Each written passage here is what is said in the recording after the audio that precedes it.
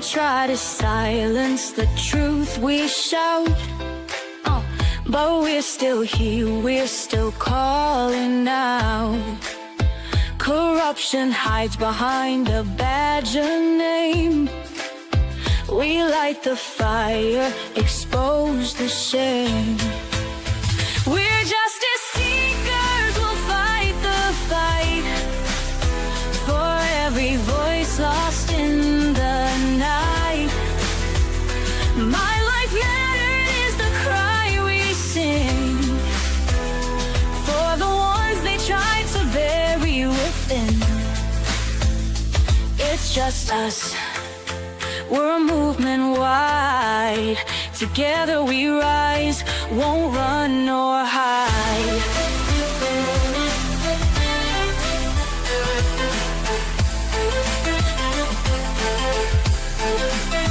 The stories echo, the pain runs deep. For stolen lives we can't just weep. Elected power but their hearts are cold. We'll bring the truth, let it be told. We're justice seekers, we'll fight the fight for every voice lost in the night. My life mattered is the cry we sing for the ones they tried to bury within. It's just us, we're a movement wide. Together we rise, won't run nor hide.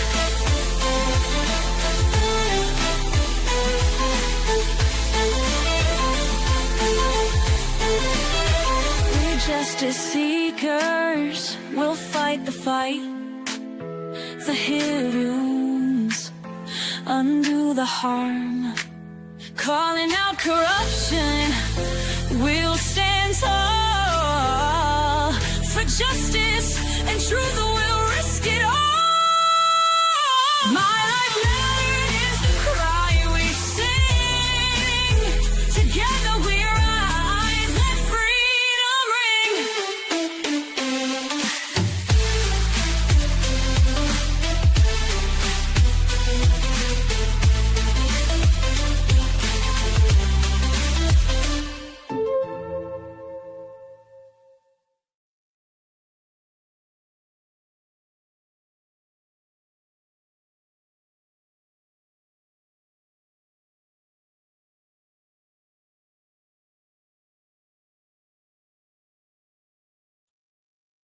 Hello, good evening, everyone.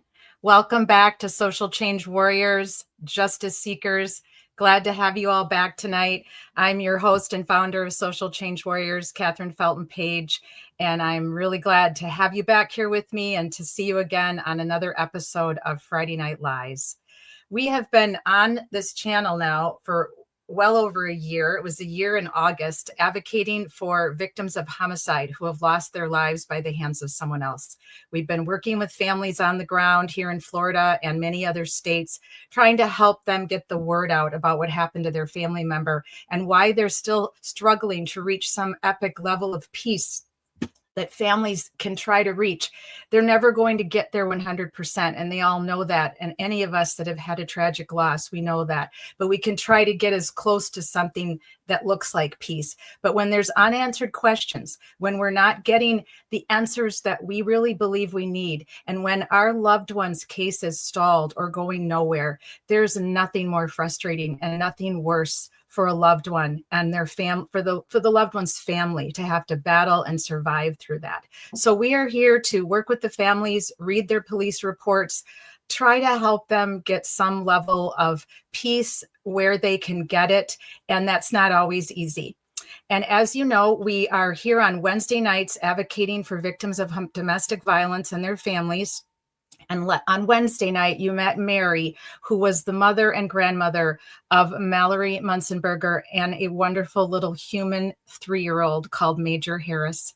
If you didn't see it, if you weren't with us Wednesday, it's in our library. You can go to our live, and I would encourage you to check it out. What strength the family has persevered with and through since 2021 when Mallory and Major were taken from them. And they have very little answers. They're not convinced that the person the police believed unalive these two beautiful souls actually did it. The biological father of Major is not convinced. So we are into this with them. We are looking at the police reports. We're reading through them. We have a meeting coming up in 2 weeks with one of the detectives from the Milwaukee Police Department, hoping to help them get some more answers and find some more level of justice that possibly could be found for these two beautiful souls. So thank you for joining us on Wednesdays when we live stream on victims of domestic violence and their loved ones and the fight that they go through to get justice and peace. As you know, on Fridays, we've been calling out the corruption in Massachusetts, and I am happy to say that we have a guest with us tonight from you beautiful, wonderful state of Massachusetts that I've been to many times. Welcome up to the stage, John. Thank you for joining Social Change Warriors. How's it going? It's good. It's good. It's hard. I mean, you've been doing this for a while, advocating for justice. Not as long as you.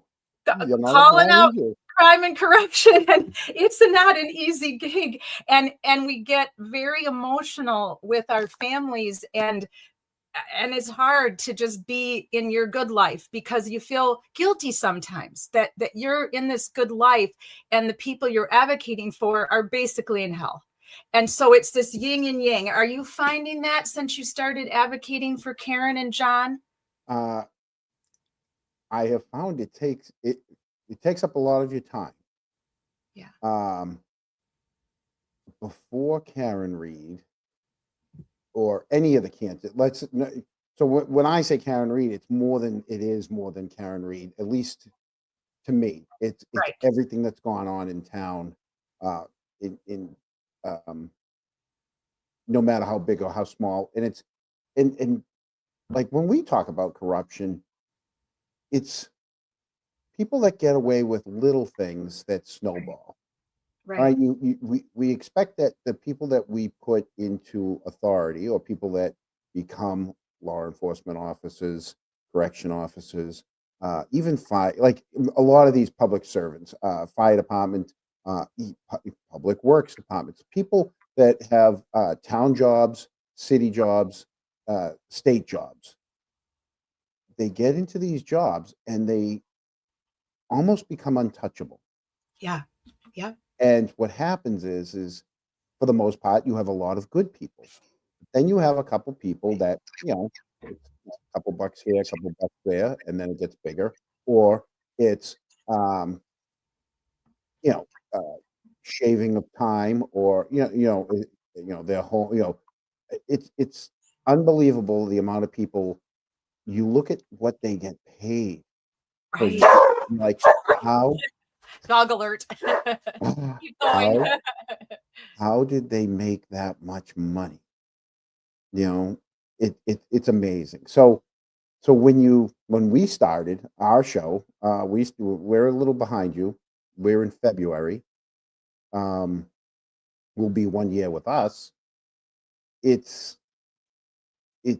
It takes up a lot of your time because as soon as you start, and I'm sure that it's happened with you, everybody comes to you, at least not everybody, but a lot of people, once they realize that you're a safe harbor for people, they come to you with their stories. And so that takes time. And then you got to look into their stories. That takes time. So in your opening, where you're meeting, you guys are meeting with other law enforcement agencies and families and stuff. It takes up a lot of time, and it takes time away from the house, the family, the all the different things. Like, so, our shows are on Sunday nights. I plan my whole day around like, hey, I have to be home for XYZ. I have to be set up for that, so, yeah. So kudos to you, because I didn't realize how much work it really is. It's a lot of work, and I think that's why people don't do it, because it's just easier. Just mind their business, keep their head down. You just do their own thing. Exactly. And I wanted to ask, I'll ask you just to introduce yourself to, I have a pretty nice replay audience. So I'll ask you to introduce yourself just to those that have not been able to watch your show. Sure. tell me a little bit, tell us about where you're from and how you got involved in being an advocate for the crime and corruption. I mean, your state is, I would love to run a poll in other states and find out what's going on. I mean, I kind of know what's going on in Wisconsin, my hometown. I know what's going on around here in Florida where I am, but your state has had an extra amount of nonsense going on and shenanigans and literally crime happening with officers and government, and it's standing out more because of the Karen Reed and John I think O'Keefe. it's been reported more. Right. It I think brought it's been reported more. I don't think it's been more. It's just been reported more. It's exactly. always These been things there. are going on all over the country. Yeah. These kinds of nefarious behaviors and dirty cops and dirty government. But because of the attention that the death of John O'Keefe brought to your city and your state and your surroundings there near Canton and Stoughton, you guys are kind of like the poster child now for how much corruption can one state possibly hold up against. You know, we used to be known for, we had a baseball player come out of Canton, Bobby Witt, played in Major League Baseball for years. Now his kid plays. It used to be, oh, Canton's Bobby Witt, or the Rooneys, you know, the Rooneys, you know, the kids. We were known for our sports and for our hard work. And now it's a little sad that we're, but real quickly, my name's John Camo. I'm from Canton, Mass. And I never considered myself a true crime person. I kind of still don't, but I'm in that field, I guess. We're in that field. And I, you know, myself and a friend of mine, Eric, and a very nice young lady that goes by Boozy Beauty. I had started a YouTube channel to discuss all the other things, anything to do with Canton and some of the surrounding towns. And so we just tried to sometimes it's very light and fun, sometimes it's a little more serious, but we tried to just kind of stay in our little lane and post you know, once a week, and discuss all the topics. And a lot of times it is Karen Reed, because that's what's in the news up here in Canton. It's demanding the attention, and then there's other cases that have the crossover with the officers, Massachusetts State Police and the Canton and Stoughton, and they're Sandra Birchmore, yes, right. And these cases now are becoming mainstream media. Sandra Birchmore, thank goodness, finally has, and Anna Walshe, maybe not quite as much her death, but Brian Walshe, because of the controversy with him, that's getting out there more now as well in the mainstream. You've got these three big cases that are active, and John O'Keefe's, in my opinion, is unsolved.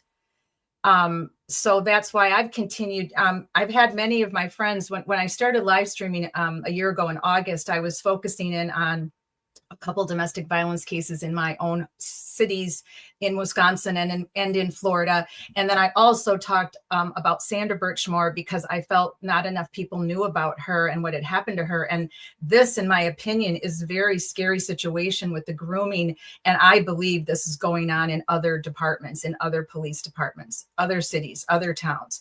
And her story needs to get out there to help warn people and make people aware of what can and what will happen.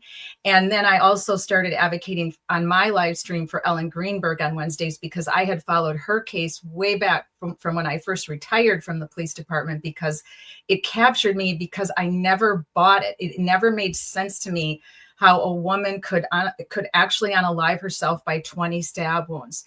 I never ever agreed with it. And then watching her parents just in the background before social media, I would read in the newspaper about Ellen Greenberg, and then how there was no justice for her parents. And once in a while you'd get a little news clip here and there. And then thankfully, when you know, the whole social media hit the ground mostly in, 2008, 9. So by the time she had passed it, it was relatively new. But then we got into this YouTube channel with the true crimers, and then they started covering her case. So more and more people learned about Ellen. So I was primarily focusing on all the ladies who had died at the hands of their husbands or boyfriends. And I was also following along with all of you with the Karen Reed. And I felt really bad about John O'Keefe, because I was a police officer. I know what it takes to do the job. He was in a much bigger city than I was, but I just had this level of empathy for him that, most police officers I know, people I'm still friends with, we kind of say to each other, if we're gonna die, let me die in the line of duty. If I have to die young, then let me die saving somebody, or let me die on a case that matters, that I did something for. Not something just so Not so bizarre. random, Yeah. right? Getting hit by a car. And so when the story first came out, I was like, well, yeah, that sounds typical. A bunch of people drinking, a blizzardy night, getting kind of toasty, figuring no one's out on the roads. I can drive home a little drunk. It won't be a problem. And I thought she hit him. I never thought much more about it. When I first heard about it, it was I even heard about it because I have relatives that live in Foxborough. It wasn't even in, as you know, the mainstream media. People that were living anywhere outside of the East Coast, New England, didn't even know about this case. Right. This was no different than any other drunk driving case that we all have in our own states, where unfortunately someone gets unalived by the hand of someone else driving a car, drinking too much alcohol. It's a common theme in our country. But then when I heard about it, and one of my relatives said, you might want to check into this, an officer was killed and it doesn't sound like he was hit by a car. And I said, what? Okay. So then I was drawn in, and then I know you are from there and you live there, and this is your heart. And cases that are in my own home states, like Mallory's in Wisconsin and Sarah Ebersol here in Florida, they are close to my heart in a different way too. But Right. I have been drawn in. Well, I went to school with a Yes. lot of these people. Yeah. Yes, you did. Yeah. So I've been drawn into your case, and many people have asked me, why are you into this? Why did you decide to live stream on Friday nights too, just talking about Massachusetts? You're not from there. And I said, because I followed this from the beginning, since the grand jury. And when I decided to live stream, I wanted to keep away from it because you got plenty of live streamers. You got all the big dogs and the little. That's why I did. That's the same reason I was more than happy to watch all the other ones for the first year and a half, let's say 2 years. I was just like you.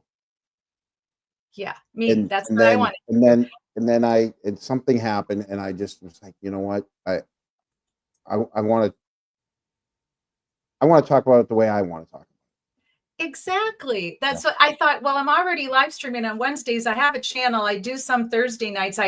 I helped Ed Byers call out some corruption in Indiana, and now he's running for sheriff, so that the guy who went to jail for 11 years, who did $1 million of white collar crime over the course of like 17 years, his buddy is running for sheriff now. So Ed Byers has come out of retirement in Clark County, Indiana, and he is running for sheriff. It's so much like your story in Massachusetts. Now, I want to ask you, what are your thoughts about the gentleman? Let me share. I'll share my my power deck here for a minute. Yeah. I use a little bit of a slideshow at times to kind of go ahead.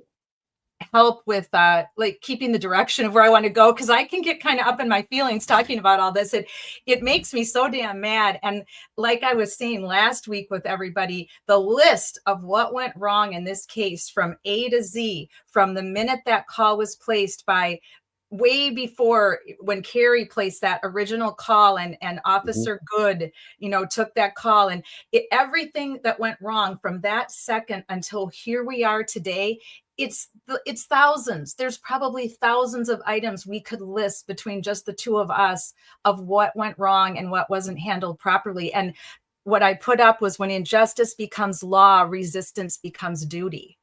And I think that's what you felt. You were watching the other live streamers, and that was well and good. But you live there. You went to school with some of these people, and you wanted to have a voice. You didn't want to wait to be invited as a guest, or maybe never be invited as a guest. It's the Karen Reed thing, that the whole thing that's happened in the last 3 years with everything. There's the cool kids, and then there's the people they don't give a shit about, and then there's the people they kind of ignore, like me. I don't think they care. They don't not give a shit about me. They just don't care that I'm here.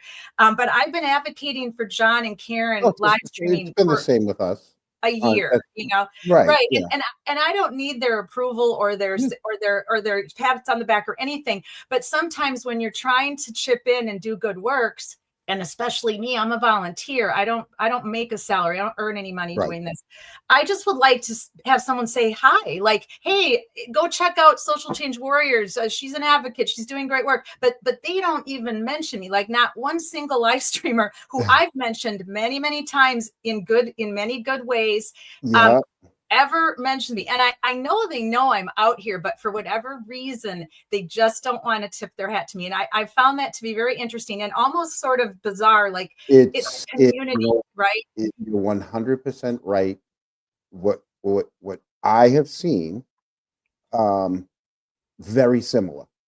There's so when we decided to do our show, Yeah, we were going up against the same forces.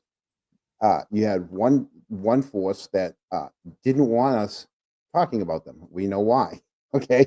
Because right, they don't want any more attention to this. I mean, right. these are the ones that are constantly on social media saying, she won, it's over, stop. Stop. Yeah. Well, yeah, because you want it to go away. Then Exactly. there's the And other force. there's other shenanigans that you're trying to call out. Like you said, I've seen you at Correct.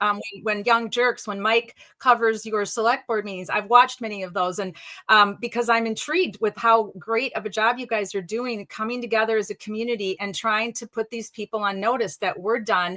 We're not taking this anymore. You're not going to run our town anymore. Right. And so there's that group that so they're never going to acknowledge that we do a show on Sunday. You know what I mean? So there's that group. Then there's the other group that, hey, they make, like you said, this is their bread and butter.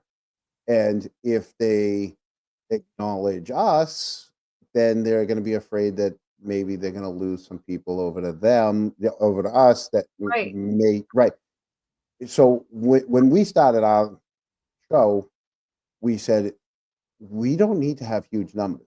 We just really want to hit people that want to know about Canton. It doesn't, like I said, doesn't always have to be about Karen Reed. That's why I was Right. very vocal about the dog incident, the Tim Taylor and Paul DG and Petro, in which an officer, there was a tragic accident where, Right. the officer brought his family pet with him to work, Right. forgot about him out in the vehicle, went into Boston to do some things, came back out, the dog was no longer, and they covered it up. I watched that episode. I try to catch you guys on the replay. I'm a Yeah. big football geek, so I'm pretty much watching football all day Sunday. But I sometimes come in live. Yeah. But I like to watch you guys whenever I can on the replay because your content is wonderful and you teach other communities how it's done. I believe. I think you guys are a really great example of how other communities. But like you said a little while ago, people are afraid to get involved, and especially in something like this. You called out something that is heartbreaking and tragic, and a lot of people don't want to get involved because then they don't want to become a target.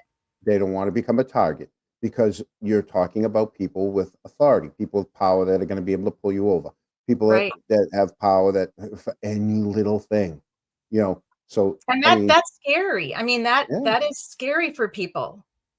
right. Maybe they have a friend in another town that they're going to be like, hey, listen, this kid's been nothing but a pain. You see him in this vehicle, he comes, that's how it works. I mean, literally, Oh, I know how it works, John. yeah, I Trust know. me.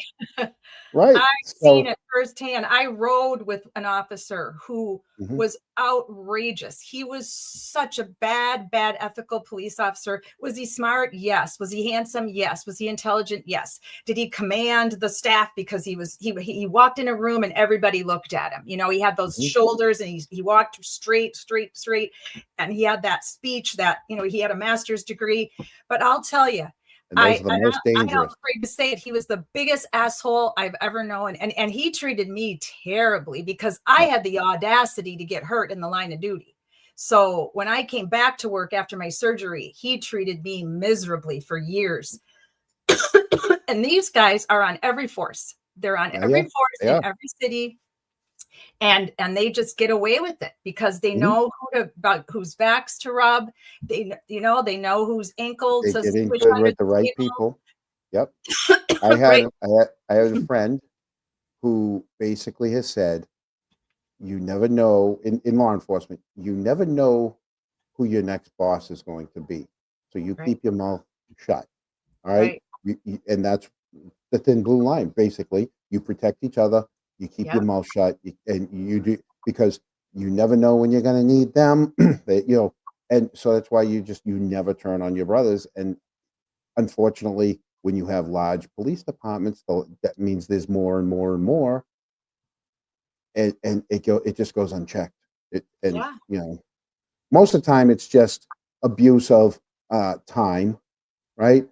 Sometimes it's shakedowns, but when it Or comes just to some, treating the yeah, public badly because right, they want that arrest so bad, or they want to write that ticket for speeding so bad, or write that yep, underage alcohol or pot, marijuana. And most of what they do is just borderline, not criminal, but unethical and just right, nasty, and not serving the public, not being a community police officer. yep.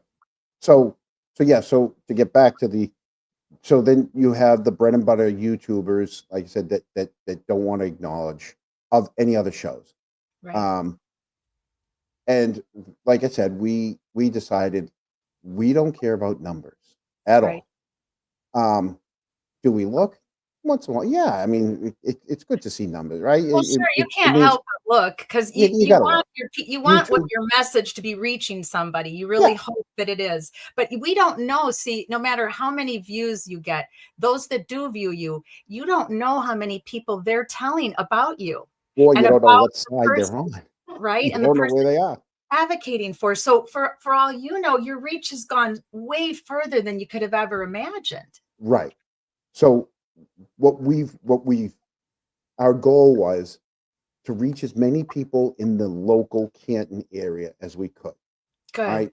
And at least get the message out there that, listen, if you have a story and you want to come to us, you know, we'll listen to you. And if it's something we can put on air, we'll put it on air. If it's a little more delicate, we got to figure that out. Or, um, sometimes it's a little more lighthearted stuff. So, Yeah.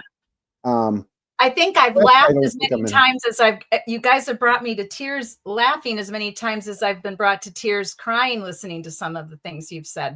Because Okay. sometimes I get so mad and frustrated with how do these towns around our country get run by these families, and they turn into crooked crooks. And when I was Mhm. dealing with Ed Byers, the pain in his voice, because he was from there and it's his town and he was a law enforcement officer, and he couldn't believe that the Clark County allowed these crooks to run roughshod over everybody for almost 17 years. Yeah. And the longer it goes, the more bold they are, And the more entrenched they and are, and the the more, more here powerful they are. Yeah. I have an interesting slide I'll put up. So I thought of some questions that I wanted to ask you. Uh-oh. And I Okay. just, Well, my best behavior tonight you anyways. have Okay. to admit though, listen, it's been a big week. I mean, a lot of announcements came out. And Yep. for me, my goal is I want to keep advocating for justice for John O'Keefe. I truly believe that he was fatally injured in that home in a fight. I'm not a magician. I'm not a psychic. I don't exactly know why they were mad at John, but I do believe there was some bad blood going on between John and the Alberts, who are literally running your town. And but before we get to that, I wanted to ask you. I was very touched when I saw some posts about Michael Mosher, the male man individual male who has been missing out of Barnstable since 1980. And I related to it because I'm working on a couple missing persons cases with people here on the ground in Florida, and Hmm. the pain the families go through, and I hear it in their voices. And I thought, okay, how dare they decide to pull up a cold case that is that old, and it has a Canton police They number. didn't do it. That's what I want. I want to. Okay.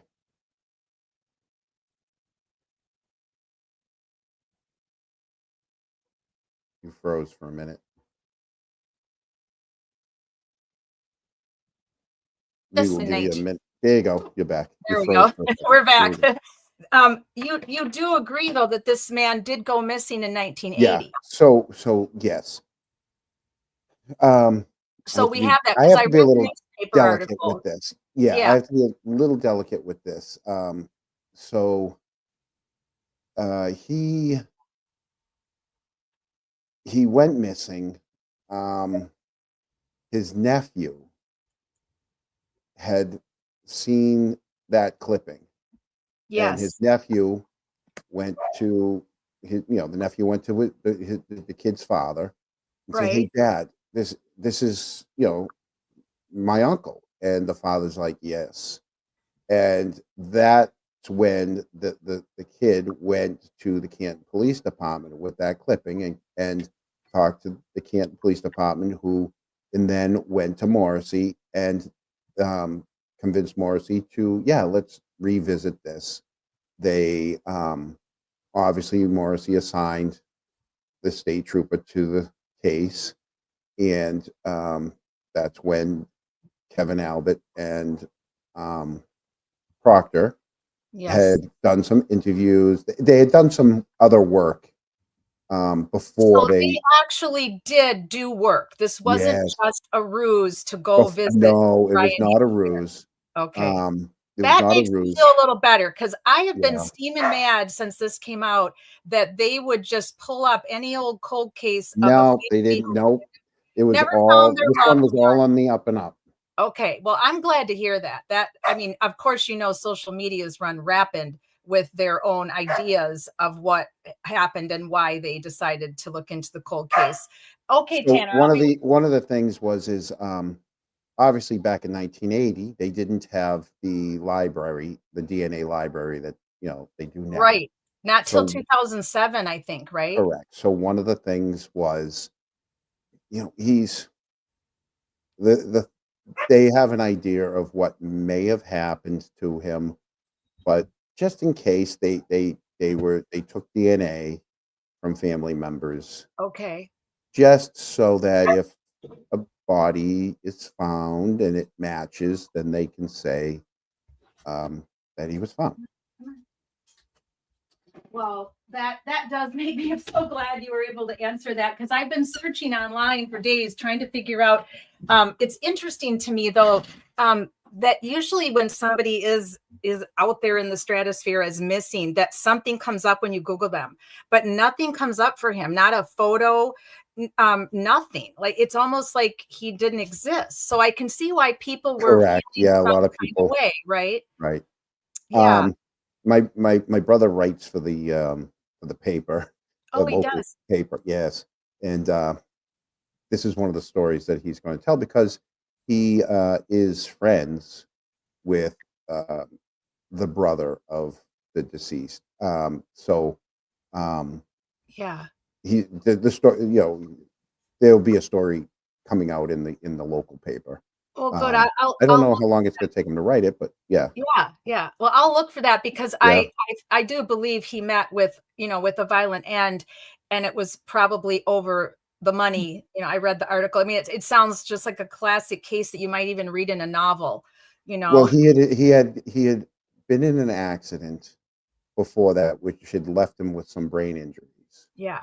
and then I mean it was 1980, late 70s, early 80s. I mean Right. that was the time. I mean obviously before cell phones, before internet, all this stuff. And there was this money scheme to make, where they were going to make some money, and Right. they think something went wrong. So I figured that just from what the little bit I got out of the article, but I just didn't like how everybody went crazy on Twitter X, free Karen yeah, I Reed, know. anti Karen Reed, accusing this person of never even really being alive, it being a complete fake person and never having gone missing. I'm like, you just get on there, these keyboard warriors, and they just start spewing anything and everything. And that they just don't understand how that affects the family of these victims. Well, when I put my post out, I couldn't. There's things, sometimes there's things you can't say. Right. Right? There's things that are not meant for social media, for TV, for Right. stuff like that. Public Um, consumption. and sometimes you just have to like, trust me, bro. It's kind of be like, hey, Yeah. but in this day and age, and there was some people that just wouldn't let it go, and I'm trying to privately tell them without telling them everything, at least Right. everything that I know. I'm like, because it's not my it's not my story to tell. I can't Right. be telling things that I shouldn't, when people trust you with some things, there's things you can't say. So, but I'm out there trying to say, hey, let it go. This wasn't nefarious I'm telling you. And they're like, oh, now you're covering for, I'm not covering. I'm just telling you this was legit. And it Right. actually got to the point where the nephew who had started this whole thing ended up making a, a, a Twitter X handle, whatever, to go on and tell everyone, hey, I'm that person. Yeah, this is exactly what it, but Yeah. yeah.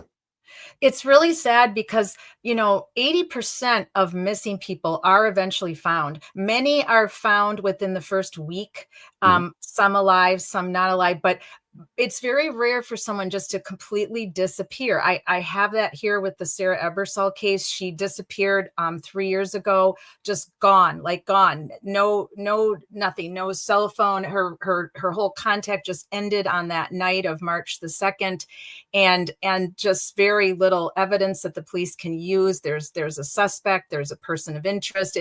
But it's so sad for the family, and there's many others that go missing, but it still is a very small percentage of people that go missing and are never found. So it's sad to me that he had to be kind of caught up in all of this, Mhm.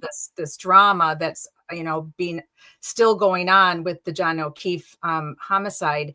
Because And there's no trust there. Nobody trusts anything anymore. I can't even So imagine. they can't fathom that the gentleman in the middle of the screen, like, Yes. or even the middle and the one on the right? Yeah. Yeah. They can't fathom that even though they may have done some things not on the up and up, right? That the rest of their time they were doing things on the up and up. Like you can have a cop, law enforcement officer who might be doing something on the side that he shouldn't be doing. Right. That doesn't mean that some of the rest of the time he's doing what he's supposed to be doing. Exactly. No one is ever all bad. Right. Um, even Jamie Knowles, the sheriff from Clark County, even he wasn't all Yeah. bad. He did things that were good for the county, and he seemed to care a lot about law enforcement in certain ways, and the community in certain ways, but he got so involved in making money that, the green monster overtook him. Hmm. Yeah. And I think what's gone on with this family in Canton is that they got so used to being so popular, and all that in a bag of chips, and then Almost. you know So um right, almost. Yeah. So almost. can't. So I don't know if you've been to Foxborough, to your family's town, I right? have. Okay. Yes. So Canton's the same thing. It's a small little town, right? Yes. People don't understand how small the town is. It's very So small. it's a very small town. And when you talked about, hey, it's a blizzard, people are going to be going out to there's only a couple, not a couple, but there's only so many bars, taverns, restaurants, whatever you want to call them in town. And Right. they're all kind of they're either right in the center or on the edges of town, right? The rest of the town's houses and condos, right? And you only have a mile, maybe 2 miles at the most to get home That's from it. those. That's it, Yeah. right? You're not getting on a highway. You're doing 2 or 3 roads and you're home. And you're home. You're home in 2, 3 minutes. Like for example, Fairview. Fairview was a 4-minute drive, from the waterfall. All right. When the waterfall, like when Chris left his work, well, first off, CF McCarthy's is literally a door away from him. It's the same building. It's Right. come out his Right. door, you go to the next door. And the waterfall is about, it's not like he said, it's not a couple hundred yards. It's maybe the length of a hockey rink. Not even. It's about 10 car lengths. Yeah. That's it. 10 car lengths. You can get through a supermarket parking lot is bigger than what you had to go. Gosh. So like I said, people, yes, does it happen? Yeah, in towns like Canton, Foxborough, Yeah. like all these towns, unfortunately, you have people. I mean, have I been guilty of going out, having dinner, having a couple drinks with, and hanging out, watching a game, watching whether it's a football game, Bruins game, you name it, and then going home. I mean, I lived right outside of that center. I lived about 6, 7 houses, and had I driven before? Yeah, just from a Walgreens parking lot up 7, 8 houses back home. Right. People do it. Yeah. It It happens everywhere. It's happening right now on a Friday right, night. right. Yeah. So you just it's just weird when people don't understand how so these people, like I said, so it's a small town, and when people talk about Chris, the brother, Yeah. how he's running the town, that's really not how it the perception of it is, oh yeah, he is a select board member, he is, they think it, like, people outside of Massachusetts that know, that don't know how the governments are run in these small towns, think Right. that, like, this guy's a mayor and that's why he has so much power. And that's no, it's really not like that. The It's because it's the social aspect of kids that are still in school. Right. That's the popularity of it. They're still living through their kids, right? Yes. And even Um, in bigger cities, like even in Madison, where I'm from, 289,000, there's there's the town council, mhm, there's the Dane County board, and people that are elected to the school boards, and there's right. these cliques that form, Yep. and they kind of think they're a big deal and that they run the city, more Big or fish in less, a but little pond. they don't, because there's a Right. lot of checks and balances built in, Yeah. even in towns of 289,000 versus what, 21,000 in Canton. Right, but it's the social aspect, like, Right. it's, the kids that are, sophomores, juniors, seniors, and, it's the homecoming, it's, the trips, it's it's, being seen. And right now, what you're seeing is Jen McCabe, unfortunately, is really liking the fact that she's being seen, Yeah, and it's people are it's taking really pictures quite of a her everywhere. phenomenon, isn't it? They're not upset at the attention. Some of them are. Chris doesn't want the attention. Julie No. doesn't want the attention. Jen wants the attention. Jen loves the attention, right? All the spotlight's on her. So when she parades herself into all her kids' sporting events, Right. and it's like a scene out of Mean Girls, where her and her little crew come in and they sit right in the middle of the auditorium, right in that. They don't just sit off to the sides and try, or just, no, they're right there, front and center. And she's like, people are going to be taking pictures of me, and um, they are liking the attention.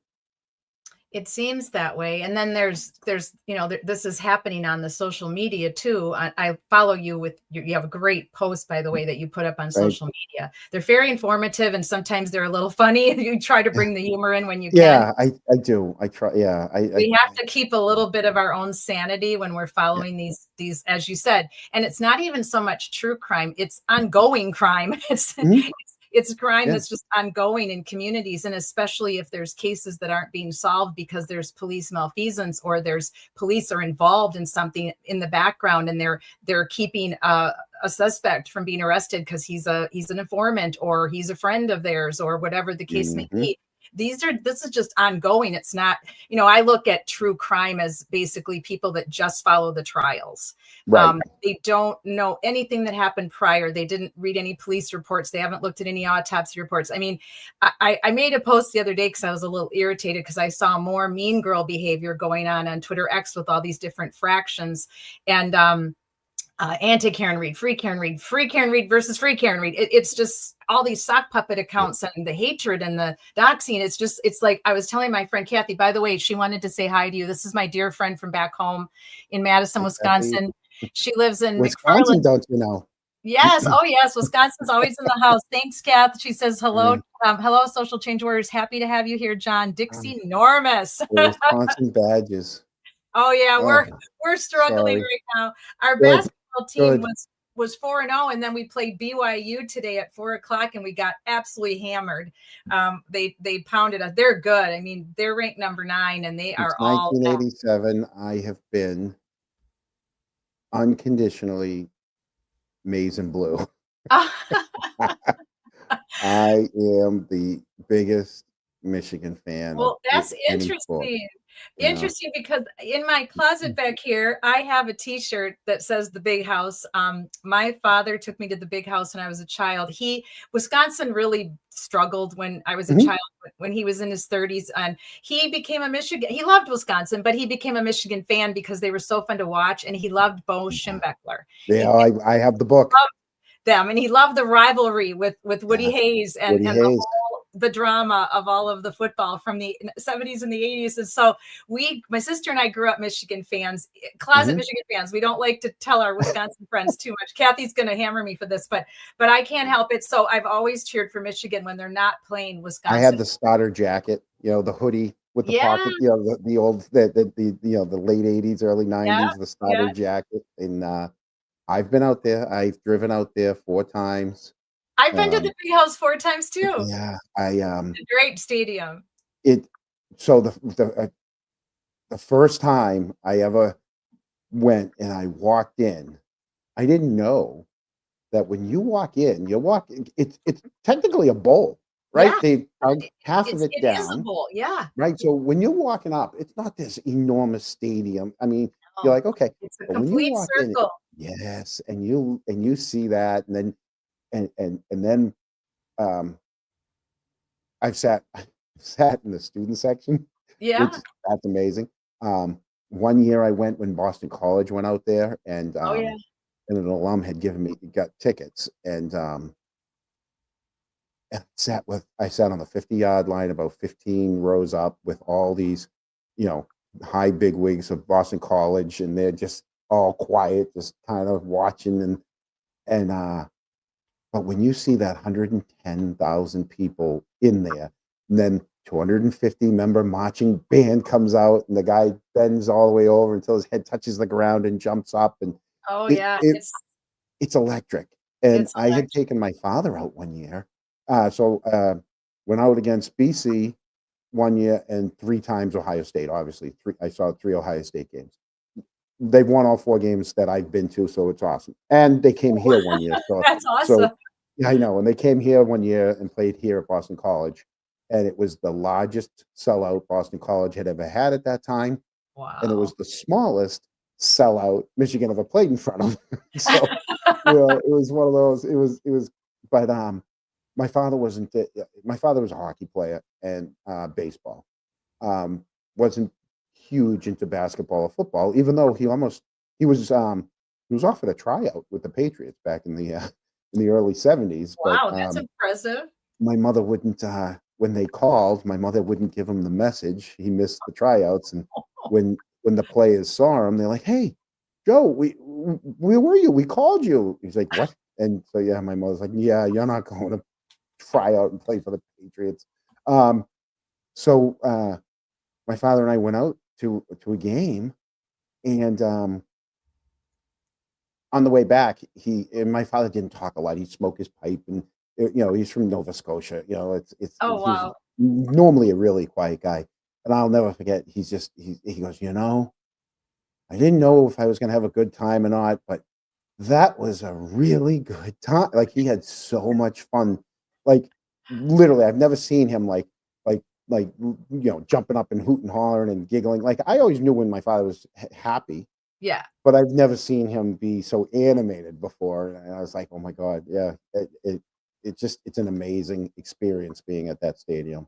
Yeah, for those of Yeah. us that are sports fans, I mean, I've been fortunate enough to go to 7 Rose Bowls that the Badgers played in, and I had always wanted to be at the Rose Bowl. So when my father passed away at such a young age, we had a chat shortly before he passed, and he said, "I don't care what you have to do. I don't care if you have to sell your car." He said, "If the Badgers make it to the Rose Bowl someday, you have to go, no matter how old you are. If you're 90 and you have to sell your house, go to that Rose Bowl." So I made that promise to him. Well, little Wow. did I know that would happen when I was only 30 years old, and the team wasn't supposed to even finish in the top 5 that year of the Mhm. Big Ten. And we ended up going to the Rose Bowl in 1994, and I went. And 1994, I'll never Wisconsin. So who was the running back? Do you remember who the running back was? for Michigan. No, for Wisconsin. Oh yeah. No, now it's gonna. I know him. It's my. Now I'm gonna blank out because you're Yeah. asking me. Um, I knew him. I got many chances to chat with him because I became a Yeah. university police officer. So, what was his name? No, I can see him. It's I it's have it's literally right on the tip. Kathy, I need you to Google it. It's right on the tip of my tongue. You know, we had a team of nobody was a real hero though. mhm, That team was all just hardworking guys that wanted to win a Big Ten championship. They wanted to get those roses for the Badger fans, and they had to go to Tokyo to do it. So they had to fly to Tokyo and play Michigan State in Japan, and they had to win that game in order to make it to the Rose Bowl. So my sister and I had a big watch party because we had gone to the Illinois game the week before, and we had to win that game too. And yeah. the other thing that was weird about that season is that Ohio State was leading the conference at that point because we had upset Michigan. And when we played Ohio State, it started to snow in the fourth quarter, and they tied us. We were winning, they tied us. And in those days, there was no overtime. Nope. Right. So that I'll never forget that. It was so eerie. I had just started working for the athletic department, and I had worked in the ticket office that night and that day, and it got dark, and I got to go in the stadium and watch the second half, and it started snowing, and it was so quiet when it was tied, because everybody's like, what's going to happen now?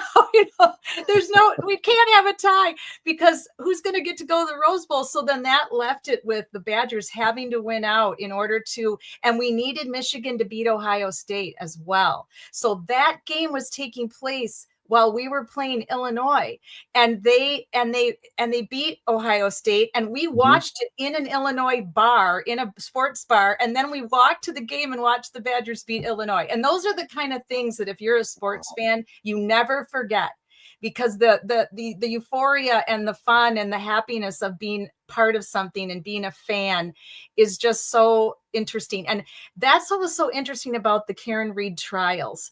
I kept getting this vibe of community camaraderie, but a little bit like sports, almost like wearing Right. pink and wearing blue, and the cheering and the cheers and the way the crowd erupted when And you see how you can remember all this?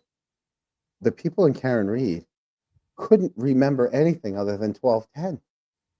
I It's know. amazing how you can remember all these things, but they can't Exactly. remember. Like, I remember the majority of the drive out with my father. I remember where we parked. I Mhm. remember high-fiving at Michigan on Stadium Street. I even know the street. On Stadium Street, there was a cop, so we would all park on the golf course across the street. You just Yep. couldn't park on the greens. Right. I And parked there too. when you walk across the street, there was a cop that would direct traffic, and he was high five. He would just hold his hands up like They this, and still do, by the way. They still everyone would direct high five traffic him. there. Yeah. Yeah. Um, and so and Old then school. I remember the lines going, for the concession. I remember where we sat. I remember, like, I still remember the people around us, like these giant, like one of the student sections. I mean, kid has no shirt on but overalls, and and I wasn't as big as I am now, but back then I'm like, oh my god, this kid is enormous, and he's just pulling beer cans out of every pocket and everything, and he had his work boots on, and so you remember all these things. Yeah. The Alberts don't they don't remember anything I from love that it night. that you tied that in, because I was just about to say to you, I have a great memory, and I remember things that a lot of people don't remember. But the fact that we can have a conversation like this, or I can have one with my friend Kathy, and we can talk about all our road trips and where we parked, and when we went, she'll Mhm. remember, she'll laugh. When we went to Iowa and I sat in the hot tub too long and I got really sick and I didn't even think I was Yeah. going to get to go to the game. But yet, in this trial, we're expected to sit there and buy all these lies that are being told to everyone, while after they've sworn on a stack of Bibles, I'm swear to tell the Mhm. truth. And they get up there and lie, and they can't remember even simple details or Nothing. anything at all. And then And they then have all their backers on social media saying, "Oh, do you remember what you did on January 29th?" Well, here's the thing. To me, January 29th wasn't a big deal. right, Nothing major happened. Okay. But to them, something major happened. So that should have triggered everything that happened around them those days, right. in those couple days. I mean, that should be burned into them. I remember the last Michigan game we went to. Tim Biakabachuka ran for 313 yards. Eddie George ran for 13 yards, and we killed Ohio State. And here's the thing, the area code is 313. How do I remember this stuff, right? Right. But you don't remember, so all these people that stick up for them and like, oh, no, events. There's no pictures from the birthday party, right? Right. They scrub their social media. They scrub no, something's happened. not right. Right. Something happened, and I don't believe it wasn't premeditated. Nope. But something happened. And Loophole Lawyer, have you watched him much? I have. He's I fun. have. He's He talented. did an episode on us. Yeah. I know. His presentations are off the chain. I mean, this guy is very, very quick-witted and talented, but he is absolutely 100% convinced that this is all about the Higgy Bear. And I'm not. I'm not at all. I always thought it was something else. So I was with you, but I think Higgins has more to do. So once again, Higgins lawyered up before she was even arrested. He did. 2 days. 2 days later, he's lawyered up. But he knew what none of us knew. He knew they'd been talking. He knew they'd seen each other. He knew that he could be considered a primary suspect because of his association with trying to steal her from John. He knew how bad it would look. I still think Higgins, all the more reason to be upfront and be like, hey, just going to let you know. But not if big bad Brian Albert told you not to be. Right. I mean, there's no way Jen McCabe is going to do all the things she's done and all the lies she's told for Brian Higgins. No, not at all. No. It makes no logical sense. It's not your 1 + 1 = 2, even close. And Brian Albert is not going to retire and sell his family's home estate that they've had in their family from his parents and get rid of the dog and do all the things they've done because a mistake that Brian Higgins made. Right. If John O'Keefe was still alive today, they'd still be living at 34th Fairview. Absolutely. Yeah. Yep. 100%. And the dog might be passed away by now, or maybe rehomed if it decided to try to bite another person. But the things that went on right after John O'Keefe's death make absolutely no sense in the scheme of panic. Hey, it was panic. John was hit by a car. Karen hit him. We were in the house. We had nothing to do with it. And in my mind too, Brian Albert, I mean, he would have come outside. If they had nothing to do with that, he would have been outside offering to help, offering the officers to come in out of the cold, offering to help set up a perimeter, securing the scene, things they didn't do. Right. That would have all been done. I'm going to go out on a limb and change how I've perceived this whole case. Good. You've been in the thick of it. You've been in the center of it. Just because his phone is in the house doesn't mean he's in the house. That's right. And when these people keep saying he never went in the house, it's one of two things. It's either create the narrative of he never went in the house to keep the house from being searched. Right. Or he never went in the house because it's true and they're not lying. Right. But they're not telling you what happened. Right. He never came in the house. It's a lie by omission. That could be why everybody's running to the windows, because there was a huge fight outside or in the driveway or in the garage.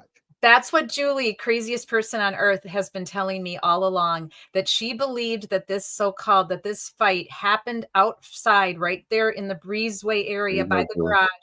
I think I never agreed with her at first because I always thought he actually went in the house, but it made sense.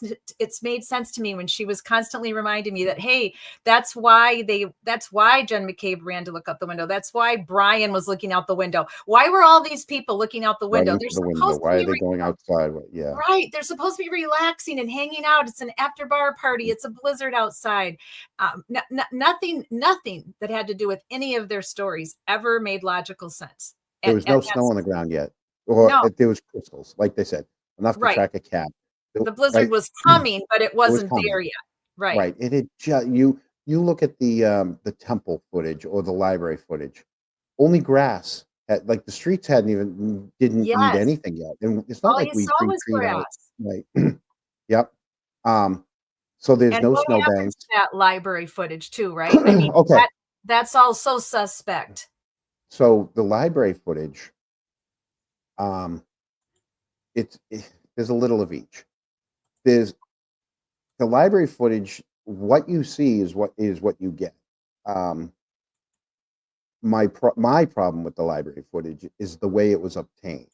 Mm-hmm. Okay, had Proctor done the right thing, gone to the library and asked for the footage, the library would Looking for have that. I thought I had a they clip on. Oh, here she is. uh, This is the woman, right? Colleen Yes. Crawford. Yeah. Colleen Crawford. Um, She's deep in this, don't you think? yeah, but I don't know how much of the library footage was cut because you see her car go by the library. Mm-hmm. And and mind you, we did this exact same drive. Um, we tried this because we timed going by the library and the temple. So, Right. we left the waterfall, we drove by the library, we drove by the temple, make sure that the times all lined up, and they do. It's the rest of the footage. It's the minute and a half before and the minute and a half after that would have caught Allie if she really did bring Colin home. It's the Exactly. footage, right? Um, that's but like I said, had if Proctor went to the library and asked the librarian, the director of the library, "Hey, we need the footage from 12 to 2, please." They would have burnt the footage 12 to 2, and they would have kept a copy for themselves so Right. that they know what they gave the police. Exactly. Right. Well, he didn't. He kind of did an end around. He did the easy route. He Mm. went to the town hall to Louis Jutras, who I've met him several times. He is not. He's just a very nice guy who, you know, cops Yeah. come and ask him for something. Okay, yeah, sure, whatever you need to help, I'll do it. He's not Nobody's thinking this is the crime being covered up or, that this someone's about to exactly. be framed for murder. He doesn't know any of Here you that. go. Right. Here you go. Okay, thanks. Yeah. Never thinking he should have burned a copy for himself so that when they showed stuff, they'd be like, that's not what we gave him, you know? And then you can't even trust the police department because you saw what the police department did with their own footage. Right. Um, I've been a huge voice on that of how, if that's the footage that you want to sell people, that's the cameras that are monitoring your Sally port. Yeah. God forbid anything ever happened with a prisoner there. Yeah. They bring a prisoner A into the lot of us Sally on port and social something media were, happens. yeah, going back and forth with that banter. Like, this is just Yeah, terrible for you to show us that this is how you maintain your Sally port any where of you it, think you're arrested. any of it. You go to once again, you go to a football game. Look at this. This is a $30 camera, right? Yeah. They can invest in cameras that at least show faces. Exactly. They don't want to in this. So I ended up, and mind you, I'm a screen recording video of the first trial was on a screen, wasn't even on a TV. That was on a projection screen. So Oh, I'm right. screen recording a projection screen in a room with different lighting, and then I'm brightening it up 200%. First, I'd Oh, brighten it up 100%, then I'd go back and re-edit again and brighten up 200%, and I'm like, this is what it should look like. It's almost like they did it on purpose. They darkened the whole thing. right.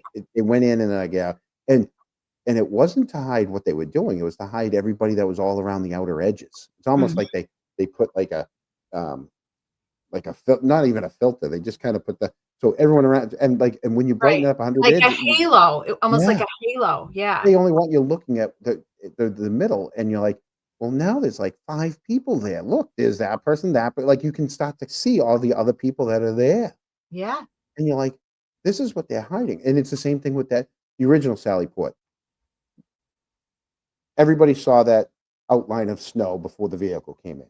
Okay. Exactly. Yep. We know. So you mean to tell me somebody went out? So somebody went out, grabbed a car, drove it into the Sally port, cleaned it off, drove out the other door of the Sally port, left the Sally port doors open, and didn't clean up their mess, and just left the Sally port like that?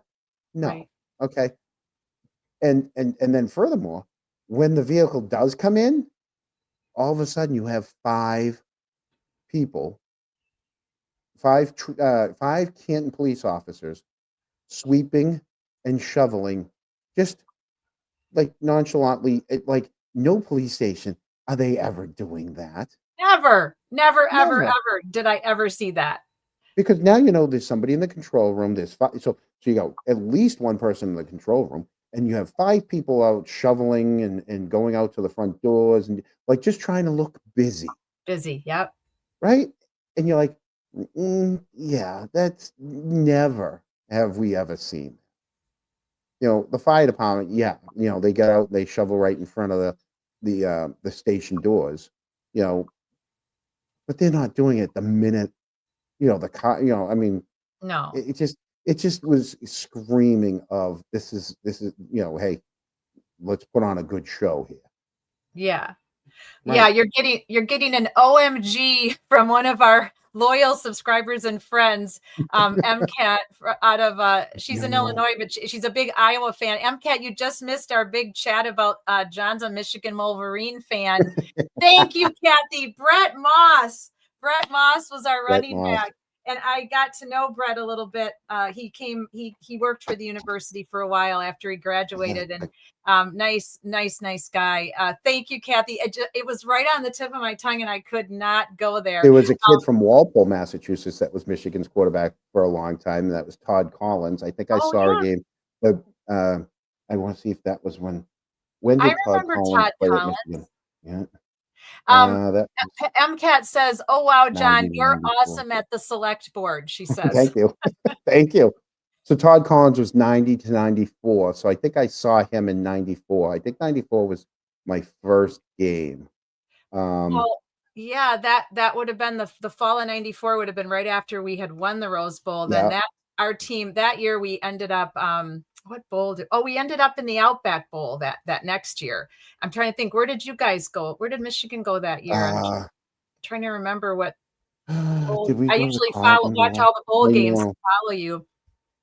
If it wasn't the Rose Bowl, I wasn't happy. I was like, Michigan's got to go to the Rose Bowl. Now, that's what I loved about the Big Ten was Big Ten versus Pac-10. I know. You want to see. It was the Pac-10 and the Big Ten back in my day. It was just the best. Yeah. And now I got my master's degree from USC in 2017, and I've always been a USC fan. So now I have to cheer against Michigan 2 times now because the darn Trojans have joined our conference. So now I'm in. So when I was growing up, I always Michigan, Ohio State, and then because back then it was Oklahoma, Nebraska. Like that was a game that you wanted to do. Oklahoma, Nebraska, Alabama, Auburn, always on TV. Those games Florida, were always Florida State. Yep. And Michigan, Ohio State. Like it was. Those were the big of the big. Miami games, used to be on TV. Florida Texas, State, Miami. Texas was on TV a lot too back in the day. Yeah, those were great days of college football. It's everything in college is different now with all of this IL. It's really not the same. You don't even get to keep a player to get to know them and feel like being a fan. I mean, it's like you have to just be a fan of your school now more so than ever because the players aren't staying very long. And that's really kind of sad. Oh yeah, Terrell Fletcher. He was our other really amazing running back, but he came right after Brett Moss. I saw Drew Henson, Scott Triesbeck, Todd Collins, and Greasy. Those were the quarterbacks when the 4 games that. Yeah, and of course, don't forget when good old Brady was a Michigan quarterback. The game I went to, he wasn't starting. He hadn't started yet, huh? No, I don't think he was, because I remember Tim. What year did Tim Biaka-Patuka run for 313 yards against Ohio State? It's fun. You're just as big a college 1995. So that was 95. 95. Yeah. Who was the quarterback for Michigan in 95? It was going to be Greasy. Brian Greasy. Yeah, it was Yeah. Greasy. It was, yeah. It's hard to believe. When I talk about all these different names from the Michigan and USC, great players from USC, the Badgers, I just can't believe how much time has gone by. Time just is fast, it just keeps going by.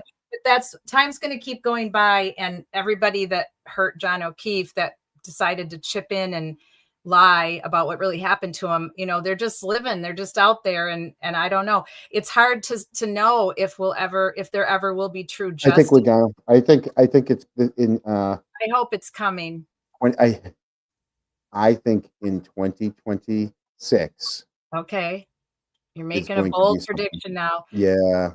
Let me walk back a couple slides. What do you think is going to happen with this situation, with this new now, I found it very intriguing that this was announced, I believe, right after Karen Reed announced that she was going to sue all of the Alberts and McCabe's and Brian Higgins. It's amazing how everything comes out at once, like that day.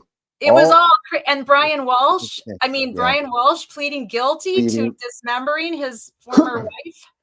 And I think, once again, I'm not a lawyer, and I didn't talk. My brother is, but I didn't talk to him about this. I think that is was strategic. Oh, for sure, absolutely strategic. So they can't use.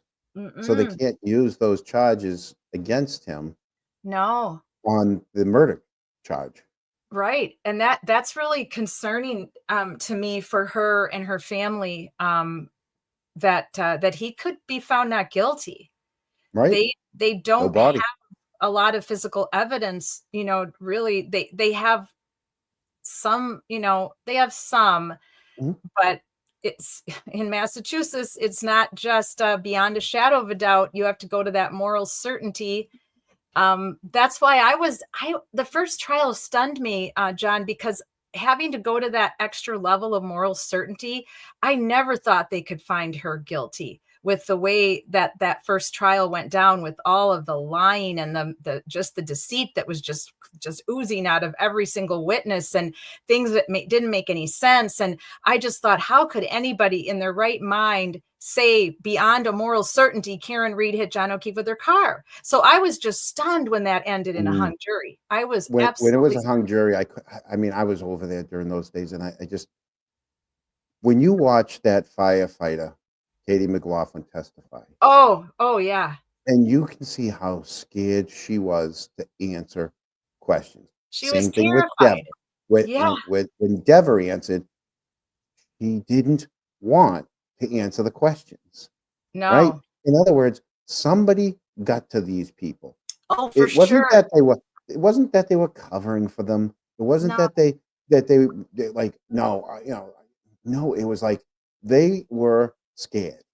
Oh, Katie McLaughlin was absolutely terrified. And that's why I felt a little bad, because everybody came down on her so hard. And I did too in the beginning. But afterwards, I thought, you know what? We have no clue what kind of threats these people are living with, because we know that people in high positions, we know people in authority, just by watching any news any day of the week, that these type of threats are happening to people on a daily basis.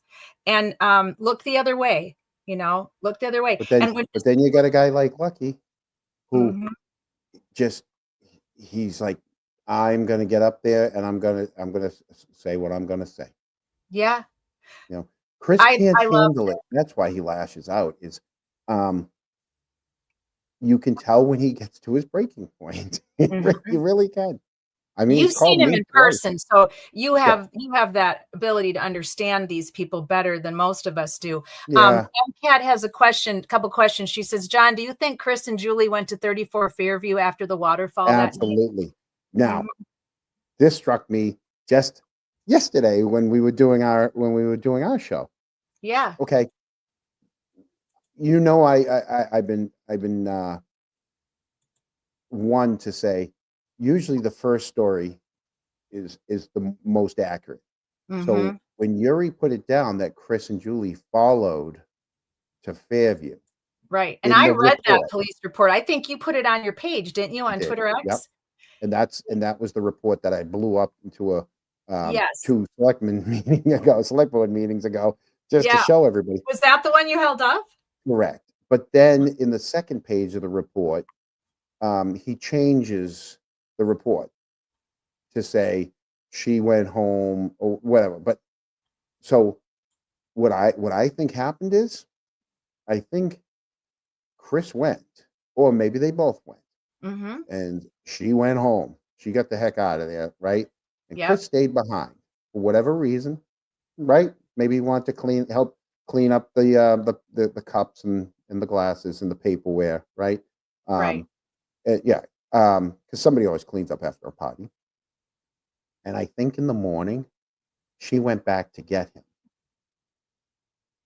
Or you might remember this. Excuse me. At 7 a.m., when Gallagher took a picture of the driveway, there was Yes. only 2 cars and Jen McCabe's car in the driveway. There was a Right. car missing. And when Julie said she pulled up, she said, I pulled up to the car in front of me, my nephew's car, to put Yes. the donuts in it. Well, who had the nephew's car? So did Chris bring the nephew's car back and they made this story? Julie had to go pick up, so Chris brought the car back and Julie had to come get him, Mm-hmm. right?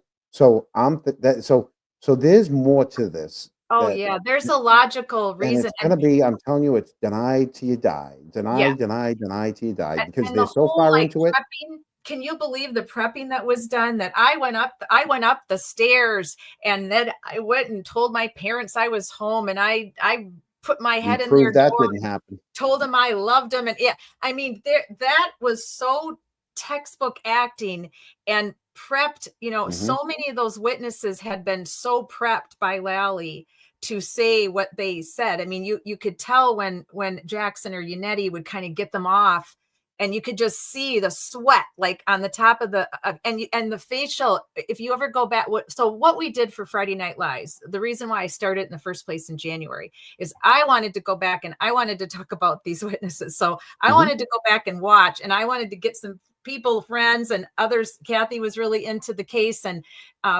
MCAT started joining us, and we started getting a pretty good crowd coming on Friday nights. And we literally went over every single testimony. And so everything that's in my library from Friday Night Lies from January all the way up till the second trial, we went over all of it. And I could just see from my training experience as a police officer and a social worker, I can really tell when people are lying. I mean, when you do that long enough, both those jobs, you just That's get why I used said, to it, Deborah, you could see them struggle Right. with But even answering. anybody can see it. Anybody, Yeah. you don't have to be an ex-cop or a social worker like No, me. you can see it. Anybody could see it. And when I would point out when we were going over their testimonies, like, okay, this is where they're really struggling. Their testosterone is flying around, their cortisol is streaming through their Mhm. bloodstream, and you can see it in their facial tics and in their movements. And the more water you drink, the more you're lying. And Right. when I get stressed sometimes on these lives, and you probably do Well, too, I get such I would caught up, probably like, want I'm, to, like, yeah. constantly drinking water because I get stressed just talking about So this stuff. I was in that courtroom twice. Okay. Um, Yeah. I was on one of the days, I think it was the Matt McCabe day. No, so I'm sorry. Higgins. It was Higgins. Oh, you It were was, there for Higgins? I was in, I was in there for Oh Higgins. my God. And Awesome. let me tell you, so mind you, you see those, their pews, they're the wooden church Right. pews. It's like a Okay. church. Right, right. Yes. They're uncomfortable. Okay. And you're tight because they taped them off so that you could only fit the same amount on Karen's side as As what was on the Commonwealth side, John right? O'Keefe's side, right. So I'm 290 pounds. I'm wearing my shirt, my tie, my suit jacket, and I was You are not dying. 290. Yeah, I was dying Oh in my there. gosh, you I don't had look taken that. I had taken my silk scarf out, and Oh, that thing was soaked by the end. I'm like, so that room was hot. So when I on the can days where she's like, we're gonna have to turn the AC off, when I'm watching it, I felt bad for these people because I'm like, oh so God. so when you say they're drinking water, yeah, it was hot in that room. It's an Yeah, old courthouse. They're I using get these it. mini And they're splits that nervous though too. Even oh, if yeah, yeah, and like you said, a lot of those firefighters and police officers that testify, they're not bad people. They're not bad cops or bad firefighters. They got right, caught up in a really bad little sting operation, basically, that took place afterwards. And they were right, basically told, this is what you're going to do because we have to do it. And all of the antis that kept saying, how could that many people, you're trying to say it's there's not, it's 30 a to 40, handful. but there weren't that many people involved No, at no, all. it's a handful, And and most of them are family members, exactly, right, exactly. And some of the firefighters and that were literally basically told by their superiors, this is the story, you're going to stick to it. That's mhm, it. They didn't tell him anymore. They didn't that's it, lay out exactly how, what happened to John and how Brian and whoever was right. involved in They're not lying about shoveling the apron, they're not lying about right. the drive down there, they're not lying about what they did to John when they got there, they're not lying about putting them in No, the ambulance, they're not lying about any of that stuff, no, right. no. They're So just they were told, "That's all you saw, nothing more." exactly. Exactly. So Yeah, this is really going to turn out to be an episode, as that was a truer statement could have never been said, mhm, because they knew that if Karen Reed did not just take her punishment and walk away with her tail between her legs, they knew it was going to be an episode, and they were not wrong. I think if they had only charged her with manslaughter from the beginning, um, or said it was a tragic accident and didn't go with the whole she was Right. angry, I think it would have been a different thing. Um, Might have to been. that, what do you think they have on good? Well, we know from the press release it has something to do with Proctor. Mm-hmm. So whether Yeah. it's it has to be text. It's text. It's not a call, right? So Right. it's text and has to do with Proctor. Um, I'm surprised that. So remember, Goody was the one videotaping the leaf blower, Exactly.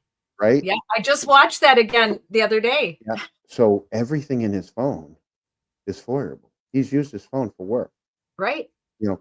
There's a thing that now these flock cameras that they're putting around in the towns, um, you can FOIA request them. If taxpayer money is being used to maintain these flock cameras and Right.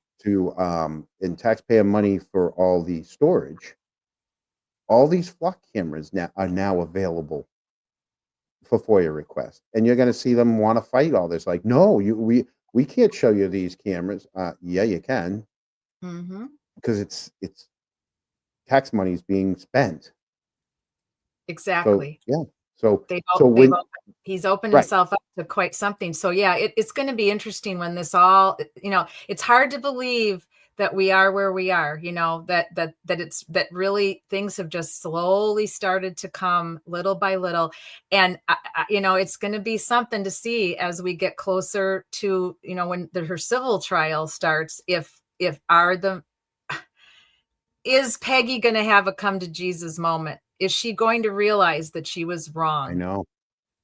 And that's How going to about hurt. how about the I fact mean, that in the civil trial, now that we watched Jen talk about Kerry's kids right, being in the car with them, dropping them off at Langs, will right. they be brought into the civil trial?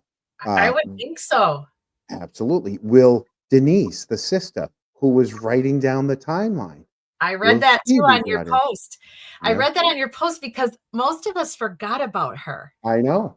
We forgot about her, Mhm. but she was a witness to what they were doing. And let someone on That your makes it an post, accessory, you mean? right, accessory, right. And someone on your post wrote, how in the world does two people that barely know each other, Carrie Mhm. and Jen, barely know each other, and they're supposedly grieving the loss of their best friend. They both said John was their BFF, which I highly doubt. Yeah. Carrie and John were friends many, many, many years ago. They had gone their separate ways. They were living different lives. It wasn't until he adopted the children and he had something in common with these regular moms Mhm.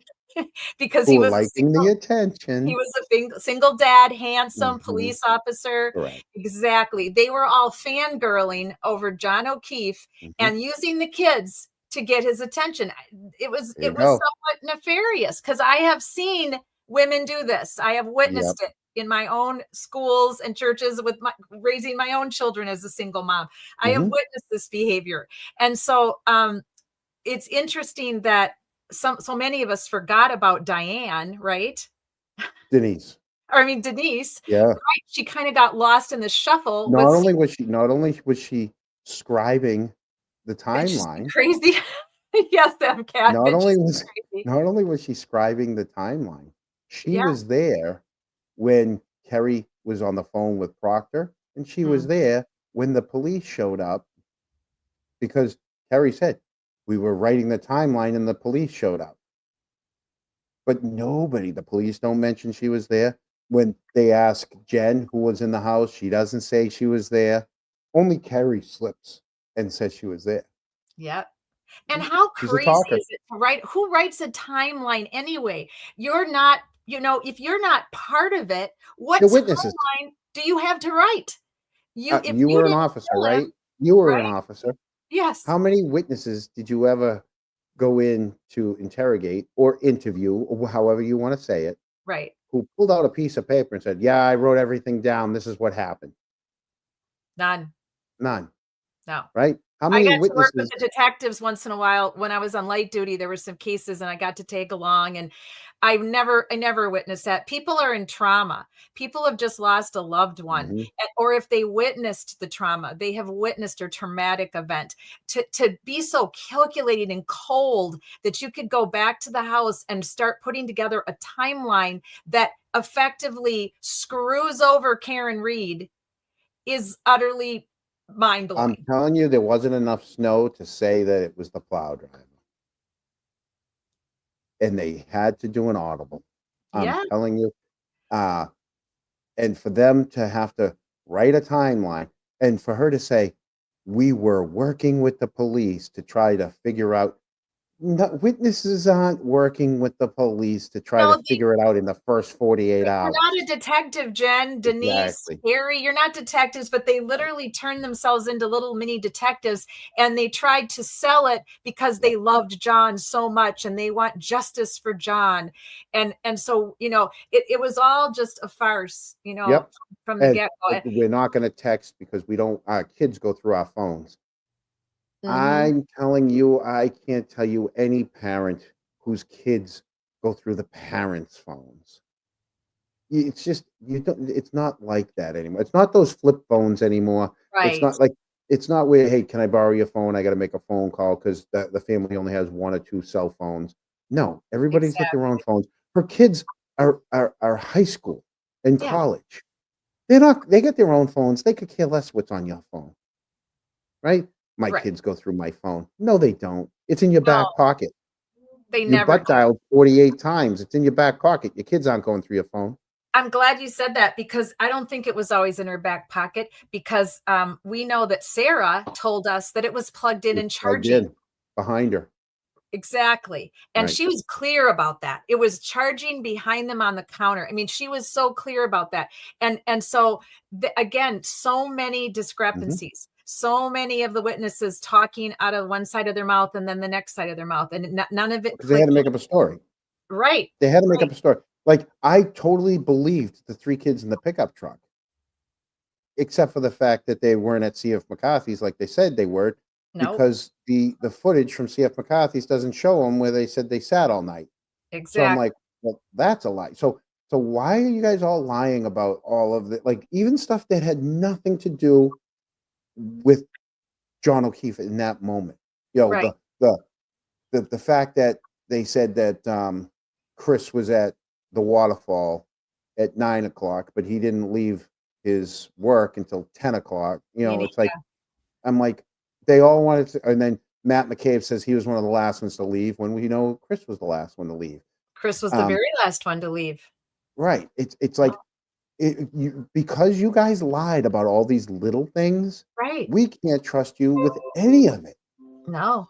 right? And And but I people was did, always but they on your watched. side. I was on your side. I was always saying that, and even when we did Friday Night Lies and we went over the testimony of the kids in the truck, I was always on their side thinking they have no reason to lie. Why would they want to get involved in all this? But there's something more to them showing up too. That was all a bunch of bullshit. Because maybe it was not picking someone up, dropping someone off. Because That's what once I, again, yes, they're on the other side of town. If they're up at, here's the other thing, they would have either been at CF McCarthy's at the same time as John, but then they said they went up to the uh used to be what he's dug out. It's now called the Hillside. oh, They went that up to the hillside. That's Hillside, right. That's right? right. They would have been at the Hillside the same time as Higgins and Brian were at the Hillside, right? Exactly. Okay, exactly. There's no cameras at the Hillside. We know that. Um, I'll bet and there if are he's now. no, they still aren't. Still But are. if they were at the Hillside and they were going to go pick up Julie, Right. you don't think the minute Julie things changed, she couldn't have texted him and said, "Hey, never mind, I'm staying." She was supposed to be staying all along. Of course she should have. That of course she would have. That's what I mean. Right. None of anything they do makes sense. And why is Julie getting a ride and leaving Sarah behind? How's Sarah Right. supposed to get home? They Right. came together, supposedly, right? Or they got dropped Exactly. off together. So That's very why good that people, you know what? That's a really good one that people aren't pushing. How was Sarah going to get home? exactly? Yeah, I might And, push and that tomorrow. Sarah was scared out of her mind. I might push that one tomorrow. I am so glad that they didn't call her the second trial because that girl in the first trial was scared out of her freaking mind. I Yeah. felt so bad for her. I wanted to like get a hold of her parents and say, let me help you find her a social worker. She needs a counselor. She's not doing There's two. I'm not going to say what two, but I know that there's two people that have been in counseling ever since the incident. good.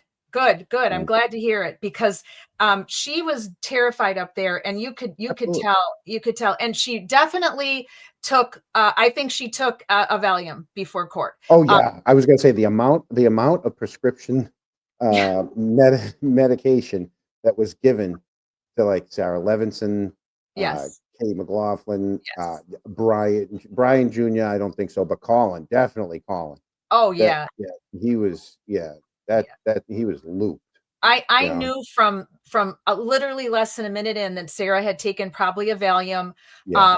and that she was terrified. I mean, Yep. you just see it, and it's just like, how can you people put these young adults through this? That these are friends of your child, of Brian Albert Jr. It just baffles me to no end that they just didn't stand up and take it or just tell the truth. If it was an accident, if they got in a fight and John was mouthing off, I mean, we saw John's body language at the waterfall. John was hyped.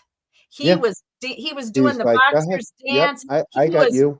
Yeah, he was ready Yeah. for a good old boys fight. You've And seen it so before. I you mean, got in who a doesn't fight. fight with their coworkers? Yeah, you're having a beef, you get in a fight, Yep. something really tragic happens. Why not just tell the truth? You're a law enforcement officer. Brian Albert was a lifetime law enforcement officer Huh? in the big leagues, not like a community officer, patrol officer like It was in me in a Boston. small Yeah. town. He was in Boston. He was on a television show, for God's sake. He was about to retire Not with only full that, I benefits. know someone that they basically said when we needed muscle, when we were serving a warrant, that if we were trying to apprehend someone, show up, he goes, Right. For the longest time they called on Brian. Yeah. They knew he was an animal when it came to, they got to bust the door down, go in, Makes sense. he was one of those guys that lived for that. Yes, he thrived on that. And there are police officers that's why they become police officers, Yeah, because they it's the want action. to be large in charge. They want the action. Some that were in the military come home and they Right. can't live without the action. So they become police officers or they work for the Well, FBI the or they uniform and the vests and everything reminds them of what they were. It's something that they know. That's all they've known. right. Yeah. It's all they've known. And then a lot of I worked with a lot of great police officers who weren't on power trips, and they didn't want to have to write tickets to young students for marijuana or speeding tickets to people, or even the detectives who investigated the few the homicides that we had in Madison. We don't have that many, thankfully, and on the campus. But they didn't love their jobs when it was dark and dirty and horrible. They're good humans. They became police officers to serve their communities and to actually help people. My best days were when I actually got to do CPR, or actually deliver a baby once, help deliver a baby, or help a young girl get home who ran away from home because she was afraid of her dad, and help solve that case. I didn't love the arrest. I didn't love taking people to jail. I actually hated it because you're meeting these people on their worst. It's their worst day. And most people are not reoffenders. They have made one bad mistake, one bad day, and sometimes they panic and make it worse. So Brian and Brian panicked and they made it worse. Or did they not panic? Are they just more cold and ruthless and calculated than we know? Well, by the way he walked at the station, that's calculated. Mm-hmm. Yeah. That video, I actually pulled that up. I had that ready to roll in case we wanted to watch it, but we can watch it next Friday night, or Friday after Thanksgiving too. But that video gives me the chills because he is there for a reason. He's on a mission. You see how he comes bombing in. Mind you, he has 3 vehicles at the station, right? He comes in one. He's got the pickup truck and he's got the car. Right. Now, once again, you only see 2 camera angles of Higgins. You see the camera angle of him coming into the parking lot, and then you see, 3 cameras if you count inside. You see him going around and coming in the back door of the station. He didn't go to the closest door. He went around the back and came in the back door. Right. Closest door to the church, right? I caught that, yeah. And then comes up the hallway and goes in and talks to Good for 6 minutes, 12 minutes, whatever. That Good doesn't remember. Once again, for someone like that you can be the nicest person in the world, and you can do so many good things in the world. Yeah. But when you have an action like that, you can never be trusted again. At least not in my eyes. I can never trust you. Because how dare you say that you're a police officer, you're in the control room by yourself, and you know that there's footage of Brian coming in, and you say you can't even remember seeing him or even talking to him for 12 minutes. Just like Kelly Deaver saying, I don't know where all the cameras are located. Right. That was such a lie. Every single dispatch, and I brought my former dispatcher on my show about a month and a half ago, and he was great, and he confirmed all of this. He's still in his mind, right? Like I can close my eyes right now, and I can tell you where every one was in my entire police department, and I haven't been an officer in almost 20 years. Yep. So, or I guess not. No, probably 15. But yeah, I worked at Coca-Cola 18 years ago. I can tell you exactly what the room looked like. How I walked in, where I swiped to get into the building, the hallway, the tables, whose rooms were where. You work in those buildings. Exactly. You know those I buildings have a visual blueprint in my brain right now of my police department. Day. Yes, and so she lied. I knew she lied. Like the minute she said, pressure. Yeah, she lied through her teeth, but then she got pissed off. She was like, I think she was internally pissed off at the whole situation. She was mad at herself. Absolutely. Absolutely. But she even cleared it up when she said, I don't know why I'm here. Mm-hmm. And it was so clear she because wanted nothing to do with this. In her mind, she didn't need to be there. I don't want anything to do with this. I didn't do anything wrong. I'm not part of this. My mouth shut. Yes. And that was very telling to me when she said that. And she got more and more belligerent as it went on, because in her own mind, I think she's realizing it was slipping away. Yeah. The more it started to slip, the more Jackson pushed. I mean, that was a classic. They will use that testimony in law schools. Jackson was an absolute master with her. He truly was. But I it's over now. It's over now, but I can say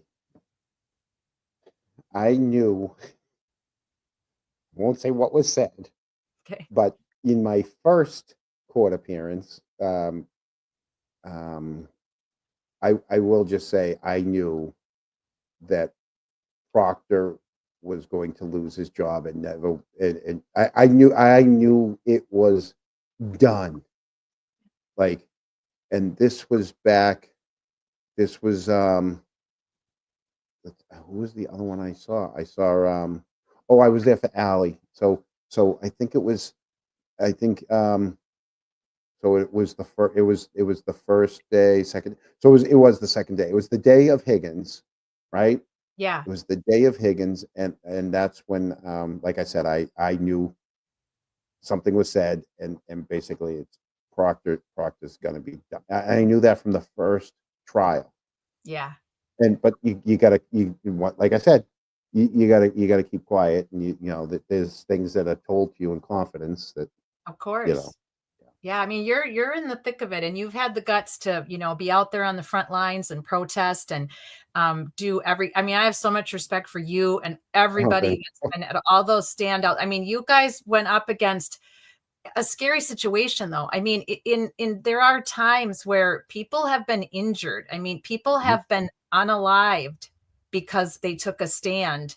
I mean, I truly believe that, Virginia, the survivor of the Epstein situation, I do not believe she committed Yeah, her. I don't I'm believe she took her own life. with you. Yep. I don't believe it. It sometimes I used to read a lot of crime novels before I became a police officer because I was always interested in it. My mom worked for the Department of Justice. She was a paralegal my whole life growing up. I got to hear a lot about criminal cases, white collar criminal, and you always think, oh, well, this is just happening in the books. What happens out there in real life isn't this bad. It's not this Right. nefarious. It's not this cold blooded, but it is. It It actually is. It really really is. is. And Um, it's scary. It's I scary to be out there on the front lines thinking, what if one of them decides to just take me out because I'm too vocal and I'm too loud? And mhm. I was threatened by it was a very soft threat. I'll say it. I won't say it was an outright threat, but Sarah Ebersol, the lady that I've been trying to help find and advocate for, and I've called the police department. They don't like me anymore. They won't even take my calls. But I've talked to the detectives. I've talked to the sergeant. I've talked to lieutenant. I've had so many questions, and I wanted answers. Why is this guy out there walking around? Why does he have custody of her child? And I got his number through a tip. So I wrote to him, and I just simply asked him, how is Sarah's daughter? And Right. he went off on me. And that's all I said.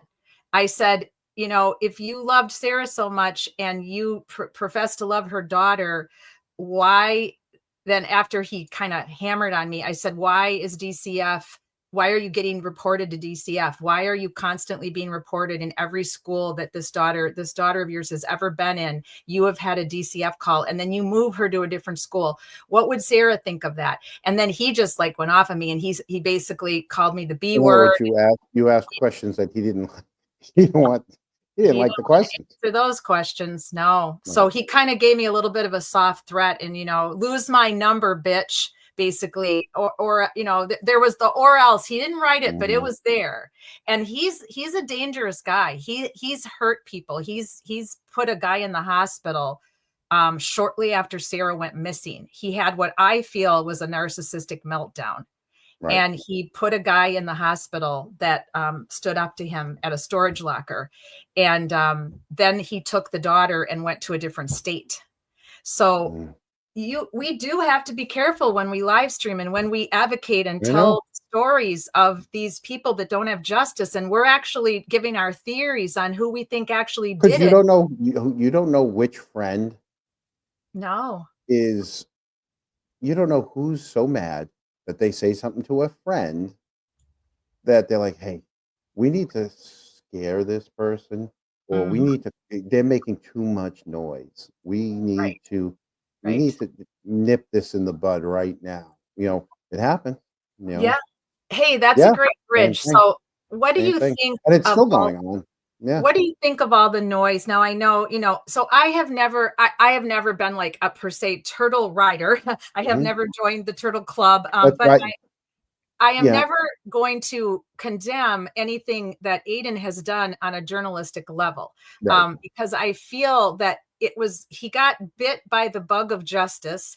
Mhm. And I do believe that he really did want to help solve the crime. I think he got bit by the Yeah, he investigative got caught up and he got catfished. caught up. Yeah. They Yeah. and it's no different.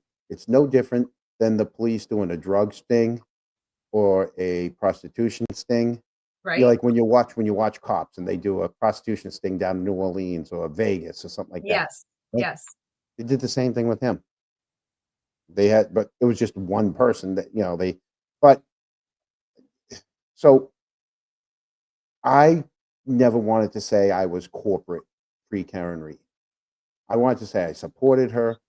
I donated. I helped her cousin Kelly do some fundraising, and I'm I was I was not very friendly, but I'm friendly with I mean, I'm in good standing with the family. Well, you're right Um, there. You live there. You're a right, resident. Yeah. but I didn't sign on for the corporate pre Karen Reed Right. because I'm my own person. I'm my own thinker. Yeah. I'm not just going to follow The movement. the movement. Yes.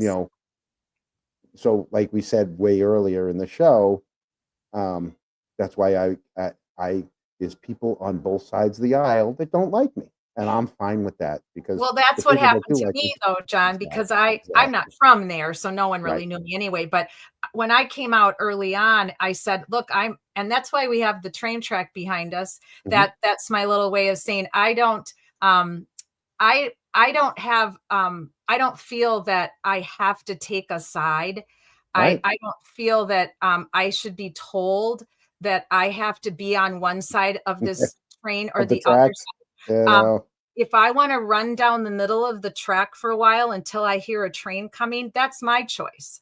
right, But so much of what's gone on social media with the actual movement has been take a side or else. right. Take a side or we'll bury you. Well, Um, they keep trying to bury me, and I'm not gonna let you. Yeah, You well, know, people kind of buried me for a while.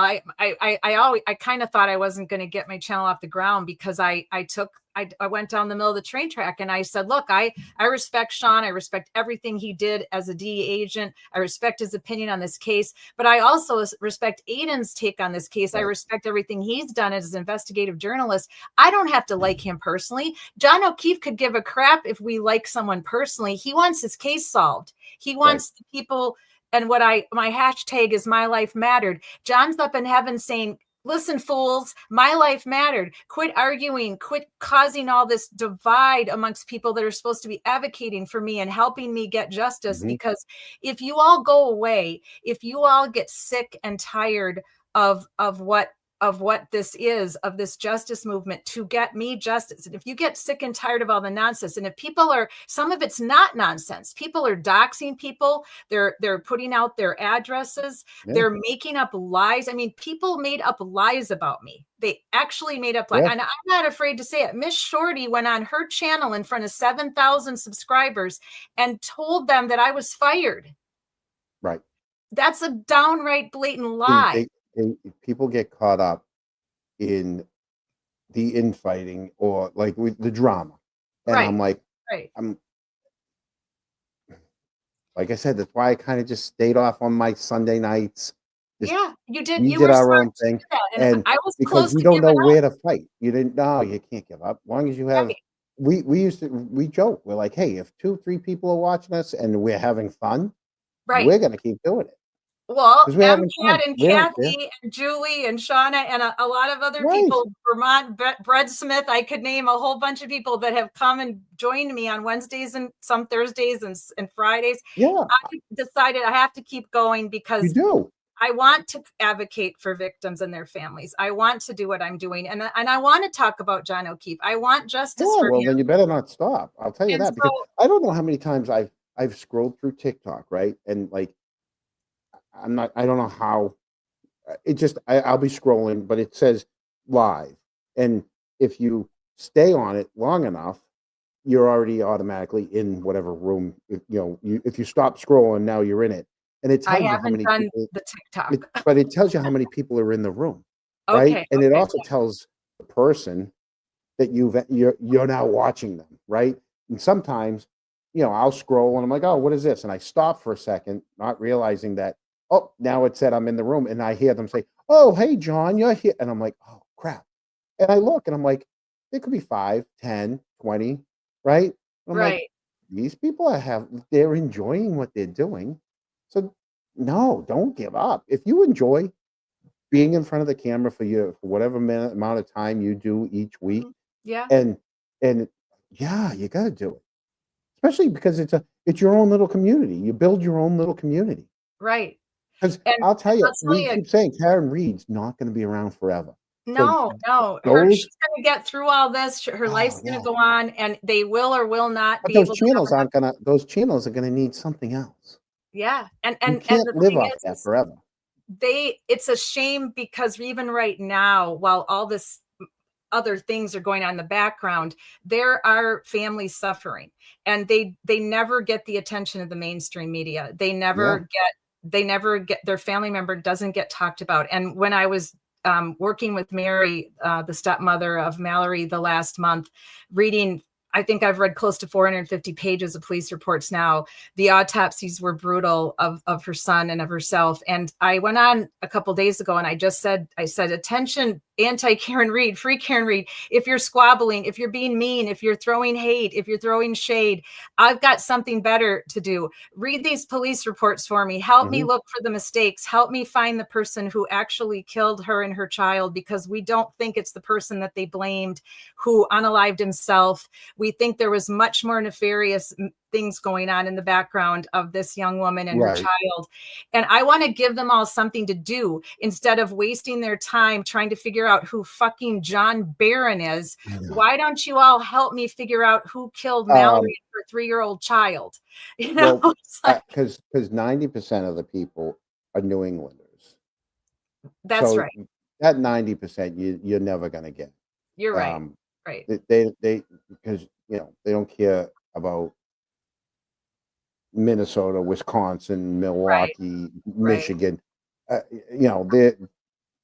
going to be that. You will get some true crime people that like you're going to get true crime people, Right. but you're not going to get the New Englanders.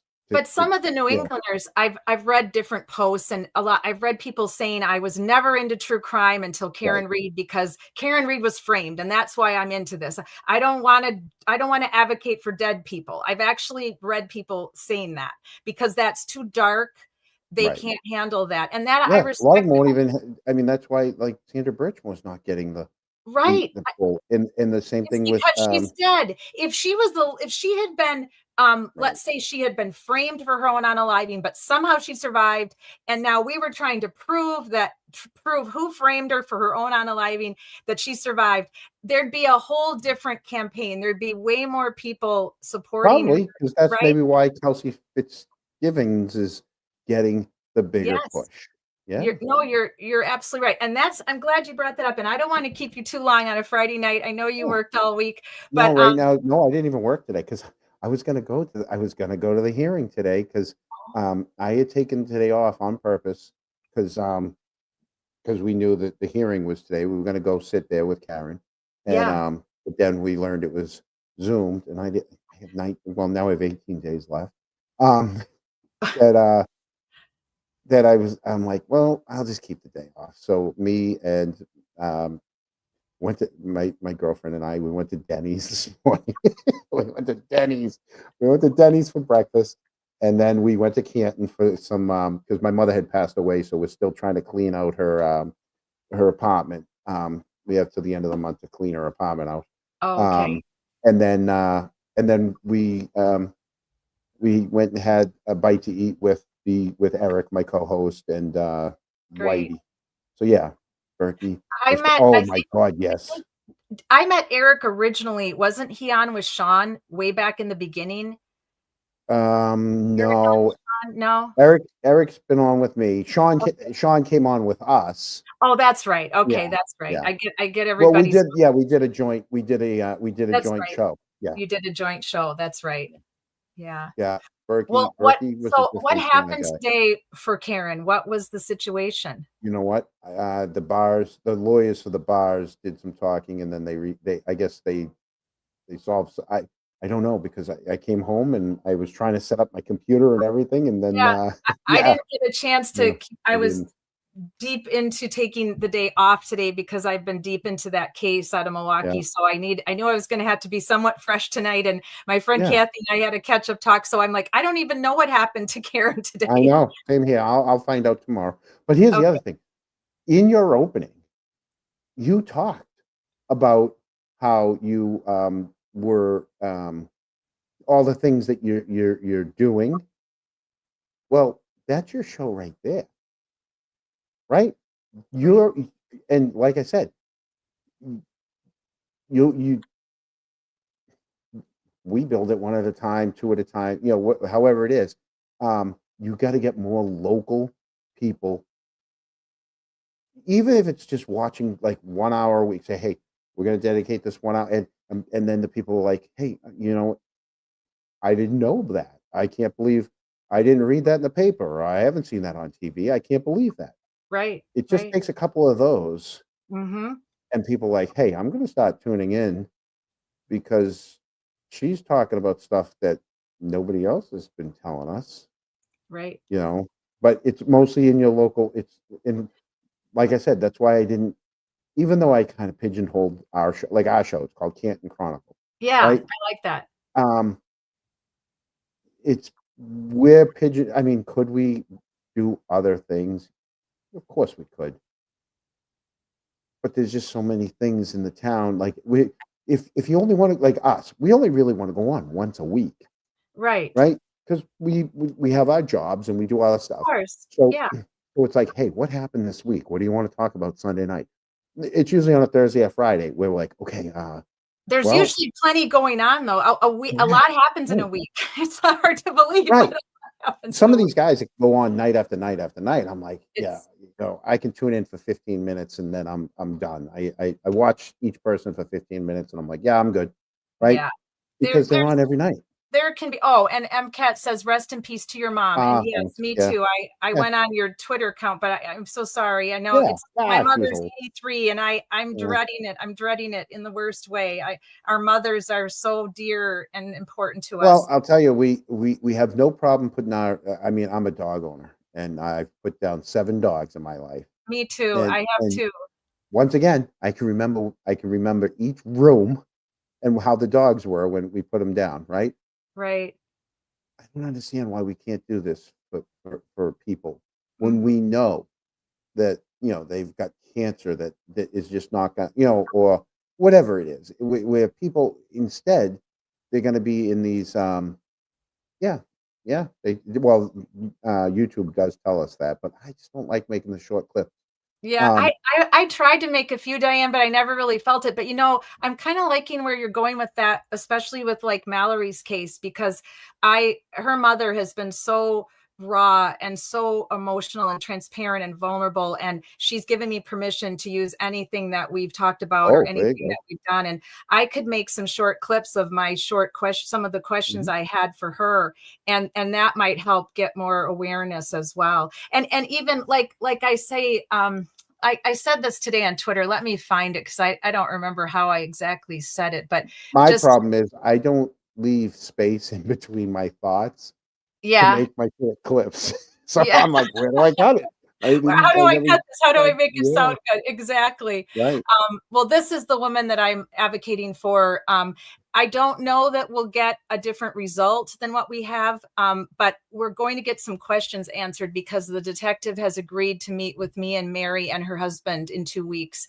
And we're making a list of questions and concerns that we had during the first part of the investigation and how they came to, what they came to and why they decided that the gentleman who unalived himself was the one that actually took their lives, because there's some evidence that doesn't agree with that. And his family most certainly doesn't agree with it. And it's not like they're just saying he didn't do it because he's my kid. They actually said my child had no violent tendencies. My child would never have done this. Mm. And even Major's biological father, who was no longer with Mallory, he didn't believe that Mallory's friend did this to her and to their That's like saying my dog doesn't bite. right. And so many people were not liking the result that the police kind of tied it up in a nice bow, and Mallory had methamphetamines in her blood system. So I hate to say it, but when Sarah Ebersol went missing, the sheriff's just an hour to my west in Ocala, Florida, she was an exotic dancer. And Mm-hmm. they wrote her off, that she just went off somewhere and went off with some bad, person she shouldn't have gone off with, sort of like victim blaming almost. And they Right. didn't elevate her case The to lifestyle. They blame the probably lifestyle. right. They blame the lifestyle. And so this happens sometimes with police. They get kind of down a one-way track, and they put blinders on. It's the And easy way out. yeah, Yeah. and Mallory's case just seemed to be so solved so quickly. And Mm-hmm. to me, the parents have every right to have so many questions. And so basically, when the reason why I wanted to advocate for victims that don't have justice and their families is just to help them maybe answer some questions, maybe get the questions asked. I try to be respectful when I call the police departments or the sheriff's departments, and I do, even though I'm kind of angry at them by the time I get to that point. I've read like 500 pages of police reports, and I'm like, why didn't you solve this? What is going on? Why? I can see that this is not the person, but when they actually take my calls, some don't, some do. This detective I talked to in Milwaukee, he was so respectful, so gracious to me. And I said to him, I can't bring back the homicide victims for the families that I volunteer with, but I can try to answer their questions. I can read their police reports and try to get answers from the detectives that they didn't get before. And hopefully that will help with coping and bring them some form of peace. So There's one that's problem with that. yeah. You're relying on a police report. You're relying on a human. Look at the Karen Reed case. Right. You're relying on Yuri or Tully. Right. Right. You can't. You don't know if you can trust them or not. Exactly. But I agree with you 100%. And that's why I also try to have the family help me get witnesses to come forward, friends, family of who's been accused, friends of who might have known what was going on. Why was Mallory in Milwaukee that weekend? Why didn't she drop her son off at the grandparents? Why did she take him with her? So many questions. And there's always going to be somebody that knows these answers. There's people that know, just like in John O'Keefe and Karen Reed. All of the questions that we have everything has answers, and all of the subterfuge and the lies are there for a reason. The answers are there. They're plotted there to get their narrative where it needs to be. And what gets me is when, like you said, the answers, the answers are there in regards to MCAT says we're ignoring the chat. No, no, we're not. I didn't have the chat on. I had it on big screen. I've been trying to keep up the best I can. And I did talk about the teasers, and we both agree, John and I agree, that if we took more time to do them, they would probably be helpful to channels that are just trying to get started. And I don't want to get too big anyways, because then the bigger I get, the more people are going to expect me to do it. So I just yeah, exactly. Be careful what you wish for. Exactly. Because then I don't want to say you're stuck with it. What if you get too big, then you're getting the text. Are you on tonight? Are you on tonight? Are you on? What's your show going to be about? What you got now? And my thing is I like to give everybody. I try to answer every text that comes into me. I try to answer because I feel that if people took the time to reach out to me, I gotta give them respect and answer them. So I'm very scared of.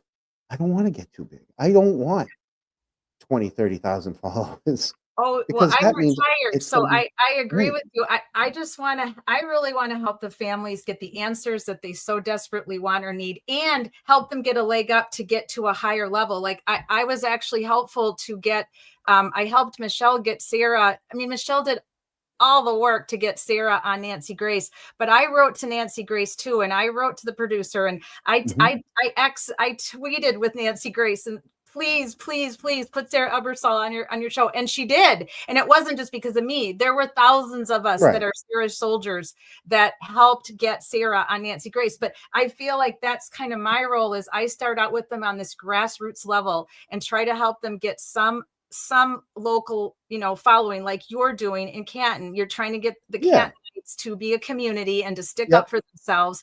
And I try to help get the community to be involved in this one person's homicide and then lift them up, trying to get them to that next level of a Joel or a Nancy Grace, or wherever we can Dateline if we can. But so many of these people whose cases are unsolved, they deserve to be in the mainstream media Yeah, just but as much as what's to Sharon say Reed. that you don't? What's to say that you don't catch something in, like you said, reading some of these things? Yeah, you catch something. Another pair of eyes is always welcome, because you might catch something someone else didn't or they overlooked. So yeah, I would Yeah. I would keep going with what you're doing, especially, you know, if you think what you're doing matters, then obviously you keep doing it. Yeah.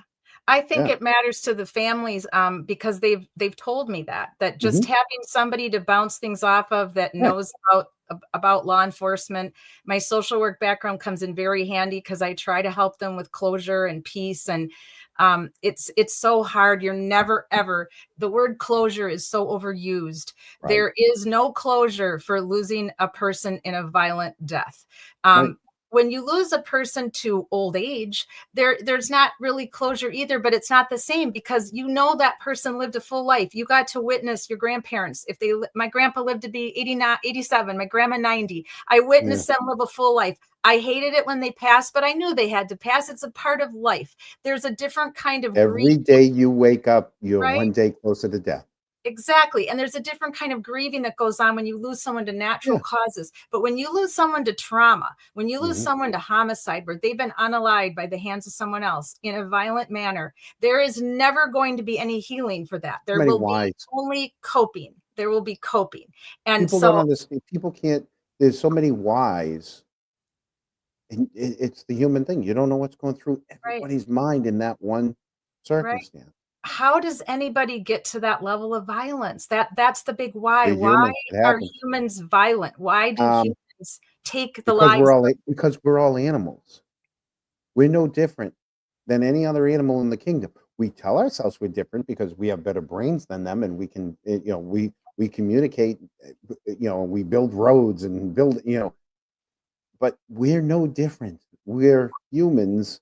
We're an animal on this planet that is our sole purpose is to reproduce and make more of us. Right. Okay, To and keep so the you're earth gonna get green.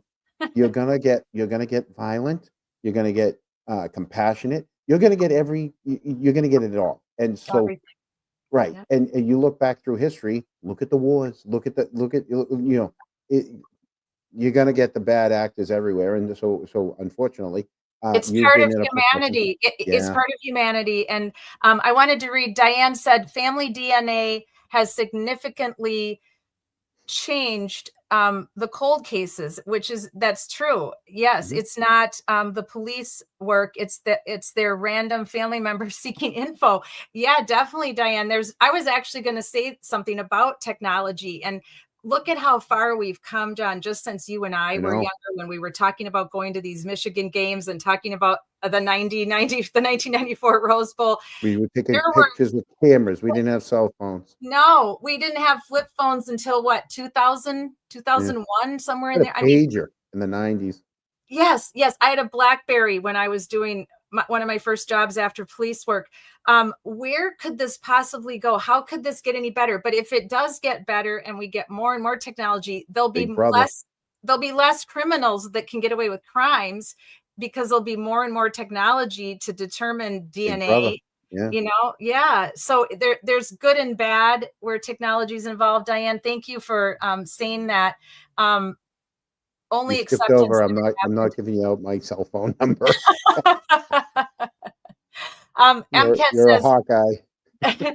John, which Albert did you go to school with? And were Okay. they jerky kids? Seems like they So Chris probably wasn't. were. No, Chris wasn't. Chris Um, Albert? yeah. So Lank, and let me just say, I will keep my opinion of Lank private, and so that Fine. so that answer will give you all you need to know about Lank. Um, so it was Lank, Chris Albert.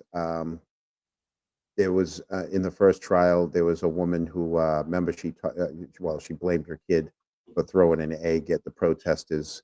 Oh yeah. So that woman, the all the friends, What about Goat Boy on Twitter? I converse with him good occasionally. good is who? Goat Boy? Oh, he's from I've talked to him. He's a couple towns. He's from Braintree. Oh, Um, Braintree. That's right. yeah. That's right. So yeah, He knew John. yes, he He did. grew up with Yeah, John, right? yeah. Yeah. We've talked. He's a good guy. The Jillian Daniels used to live about 5 houses away from me when I was married, on the street that leads right into the center of town. So yeah, we know all I know all the families, but there was a lot of the Canton Police Department that I knew the older. I don't know much of the younger. Sarif, Sarif grew up just down the street from where I grew up, and in the neighborhood. So we were on the same. Rob Devine from the Birchmore case. We were in the band together.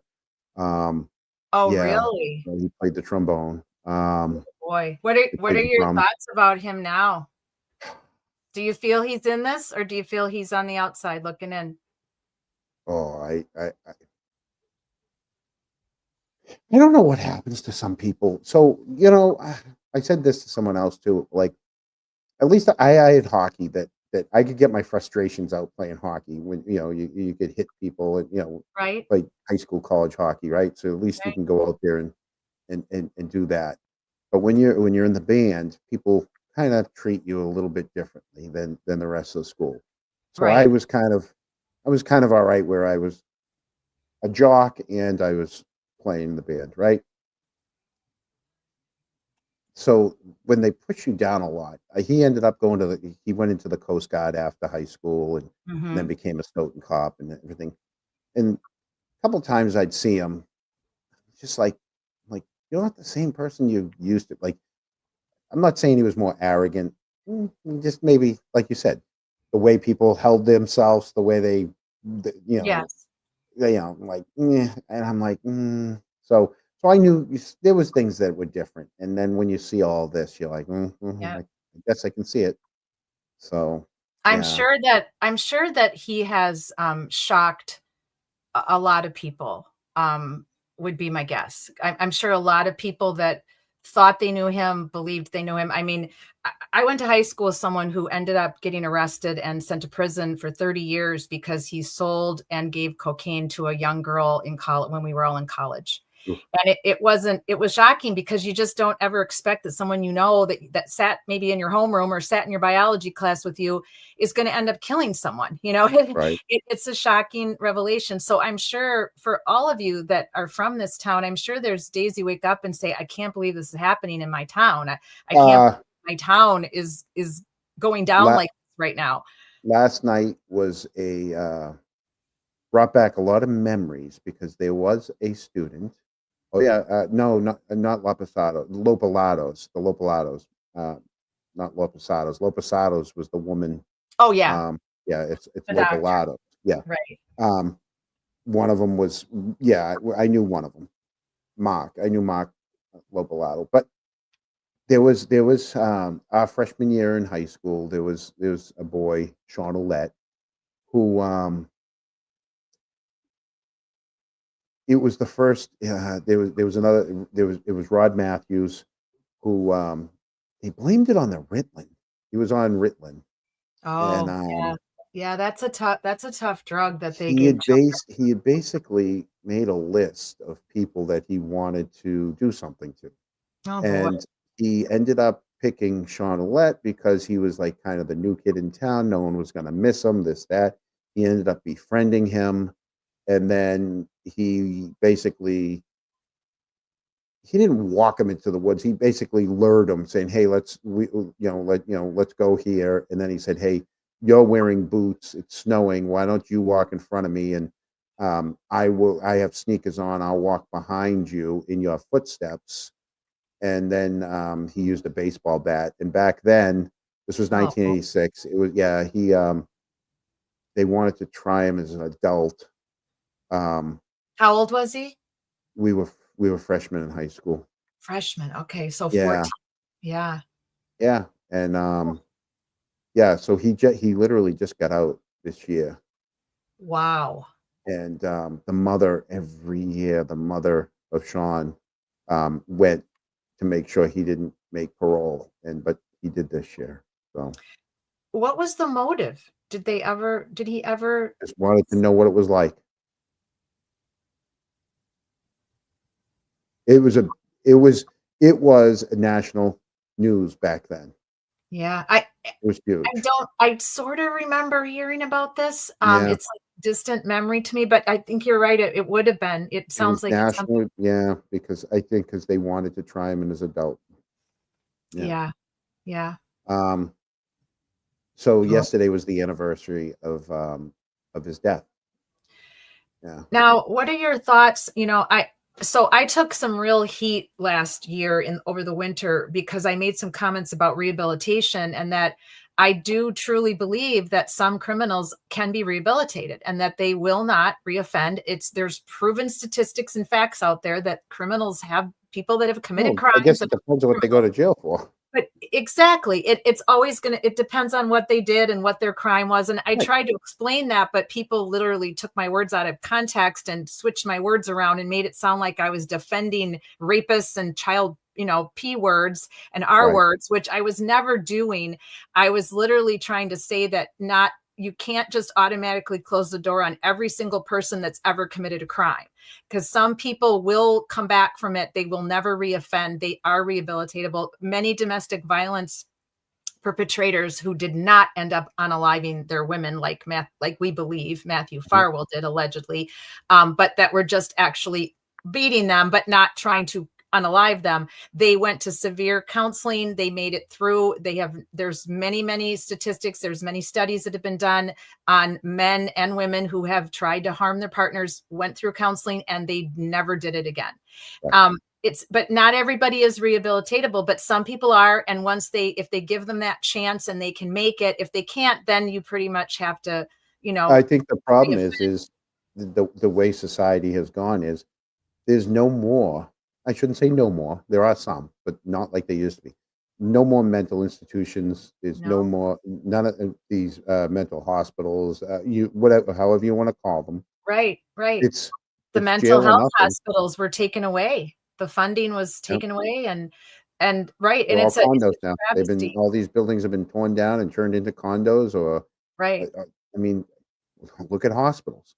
I mean, you don't go to hospitals anymore. You go to minute clinics or urgent care, Right. right? It's yeah. The best psychiatrists and the best psychologists and the best criminalists have tried to figure out what happens in the brain that can cause someone, like serial killers, for instance, that can cause someone to want to take the life of that many people and continue until they get caught or until they decide to unalive themselves because they don't want to get caught. What is going on in the brain? And they can't, most people can't figure it out. There's just not a lot of ways to understand and explain the criminal mind and how far gone from reality and any kind of human ethics that these people are at. Now, Once again, it's no different than, hey, don't go near that dog. Why? Yeah, we just don't trust it. It might be good for, yeah, he'll let you pet him, but 5 minutes later, he's going to bite your arm off. It's the same thing with us. Mhm. You can't explain it. You just don't, you know what I mean? Like, if you have a good dog and if you have a not so good, same like cats. There's cats that you're like, oh, don't, but just stay in your room over there. Yeah. It's the same thing. You can't explain some of these things because how much of your brain do you use? How much of your brain that you don't use do you know about? We don't know We what. Yeah, I don't. mean, we know what drugs do to us, right? We know what alcohol does, what pot does. We know Right. how it affects us, but it affects everybody differently. And not just our brains, but our central nervous systems. Exactly. everything that we put in our body, food, drugs, prescription medication, alcohol, any type of drugs, it affects our central nervous system. And there's the tiny little, connections Mm-hmm. in our central nervous system. When they get fried, then you can have a lot of damage to your body, not just to your brain. Right. The thing with Matthew Farwell and his brother, I did a live about his brother, about 30 minutes worth on William, because he amscrayed and left the state, and Mm-hmm. he's out west in, I think, New Mexico. And he was arrested for domestic violence against his current wife, who moved with him. And this is what's stunning is how many women will continue to make excuses, and they refuse to believe that their significant other could do something like this.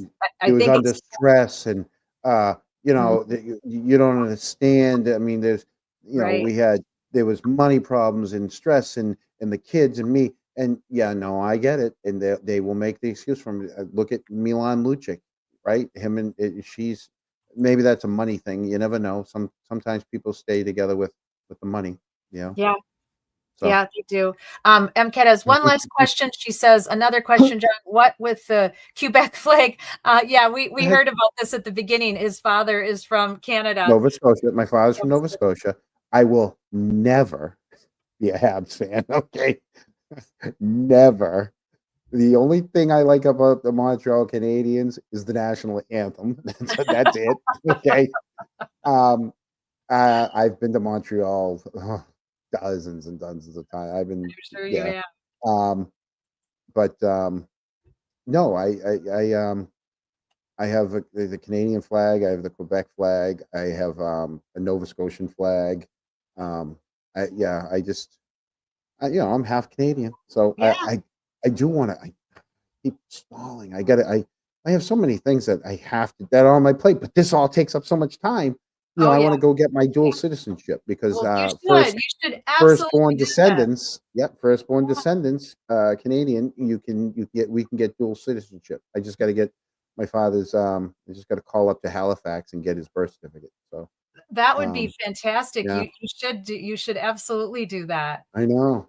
Well, I really appreciated that. I had so many questions I wanted to ask you about your advocacy and your channel. And I wanted to run some of my thoughts about John O'Keefe, by you. And I just so appreciate you coming. I mean, I'm going to keep advocating for Sandra Birchmore. I believe she was done so dirty by these Stoughton police officers. Absolutely. My heart of hearts will never, if they all get off and they never serve a day of jail, I don't care. I will never ever take her picture off of my opening song. And my life mattered, and her life mattered, her baby's life mattered, and I'll continue to advocate for her. And the same as John O'Keefe. I'm going to keep advocating for John forever, as long as I can live stream and I have a voice. I believe he was coming. It's dirty coming too. I hope so, and I'll keep covering it. And you are welcome here anytime you want to come real quickly. Real quickly, Palcat, since she's in there, because she's done. Where in Montreal? Because when we used to go up, so my father coached for 35 years, and we used to go up, and we would stay with the kids up there for a long weekend, and we would play. And then about a month or two later, they would come down, stay with each kid would be billeted out to one of the kids on the team, and they would stay with us and play. Right. So we would go up to Pierrefonds, and we would go up to Dollard. And I've been in the city, so I know the city of Montreal, just like I know Boston or Canton or anything like that. So I'm just curious, when she said she lived in Montreal, what part of Montreal did she? I don't remember. Her and I talk off screen too, and she's been a great supporter of and a great friend and advocate. For she's Iowa to Montreal. That's like She lives in Illinois now, but she went to the University of Iowa, and she's a good sports fan too. But I remembered she mentioned something about 93. The what's his name? Steve Rooney was on that team. Steve Rooney. Yep. Wow. The family owns the bar over in Randolph, the Lodge. It's a very friendly place to go for Canton people. Yeah, Steve Rooney. Interesting. Well, I'm is going to getting try there. my darndest. I don't know when it'll be. I don't know if it'll be in 3 months or 6 months, but my great aunt is approaching her 90s, and I'm going to Mhm. try to get up to Boston to see her. And if I do, I'll definitely let some of you know, because I would love to meet Where in some of Boston you go? Whereabouts? well, she used to be in Foxborough, but Oh, yeah. she's living with her daughter now, and I don't remember exactly. They're a little bit to the north of Foxborough, northwest. So I don't know what Let's see, township or north what. and west of Foxborough. Let's see. Well, next to Foxborough is Walpole, and then I don't. Medfield, It could be. Millis. It could be Medfield. My mom has the Yeah. address, so I'll text. I'll let you know. I'll ask my mom, because Yeah. I used to always go to Foxborough because that's where she Franklin. raised her children. That's where I Yeah. visited her 3 times during the years when I was in Boston. And so I'm going to try to make it there, because I've spent so much time advocating for John and Karen. I Mhm. want to see my aunt, and I really want to meet some of you in person that I've gotten to know through Oh, this hit me up. Yeah, week. I'm right up the street. So, I mean, I drive through Foxborough all the time. okay, I'll definitely let you know. And if you ever need an ex-retired cop's opinion or social worker's opinion, I'd love to come Sweet. on with you guys Yeah. sometime. All right. Okay, Oh, Tanner, there you go. we're wrapping it up, buddy. My Bernedoodle is telling me I've been live streaming Oh, too long. no, my shepherd's been quiet the whole time, so I'm good. Oh, well, thank you so Palcat, much. I'm a Palcat. If you want, you can. Obviously, I'm Dixie on Twitter. You can get me through Twitter, and on my Facebook, you can go through my Facebook through Messenger. So Of course, I'll make yeah. sure and let her know your Twitter and your Facebook. And thanks to everybody that was live with us tonight. Thank you to everybody that will be on replay. I appreciate all of you so much. Thank you for advocating for people who Thank have you. lost their lives and their families. It's not many people have the stomach for it. It's rough to be there for people that have lost someone to such a tragic, violent death. So we appreciate all of you that are advocating for calling out corruption in your communities, getting rid of the dirty cops, keeping the good cops, keeping the good politicians. There's many good law enforcement officers. There's many good people involved in politics because they truly care about their communities, and keep lifting them up while we call out the corruption. We have to do both. So thank you, John. I look forward to seeing you again sometime. Good night, everybody. My life mattered. It's just us.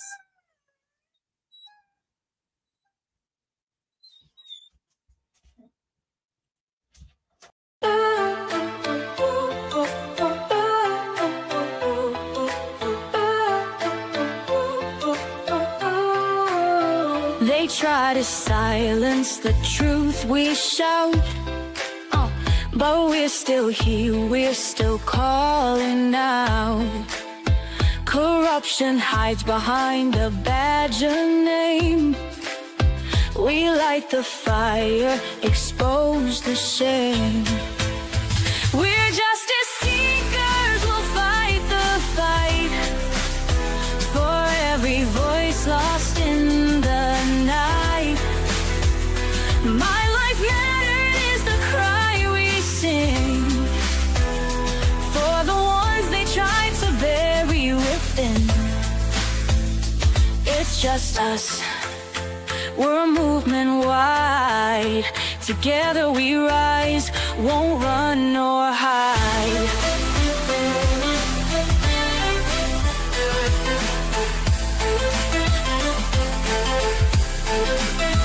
The stories echo, the pain runs deep. For stolen lives we can't just weep. Elected power, but their hearts are cold. We'll bring the truth, let it be told. We're justice seekers, we'll fight the fight for every voice lost in the night. My life mattered is the cry we sing for the ones they tried to bury within. It's just us, we're a movement wide. Together we rise, won't run nor hide.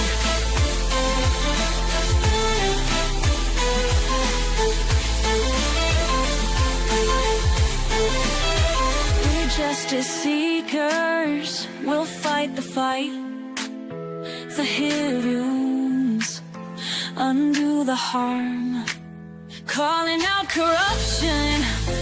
We'll stand tall for justice and truth. We'll risk it all.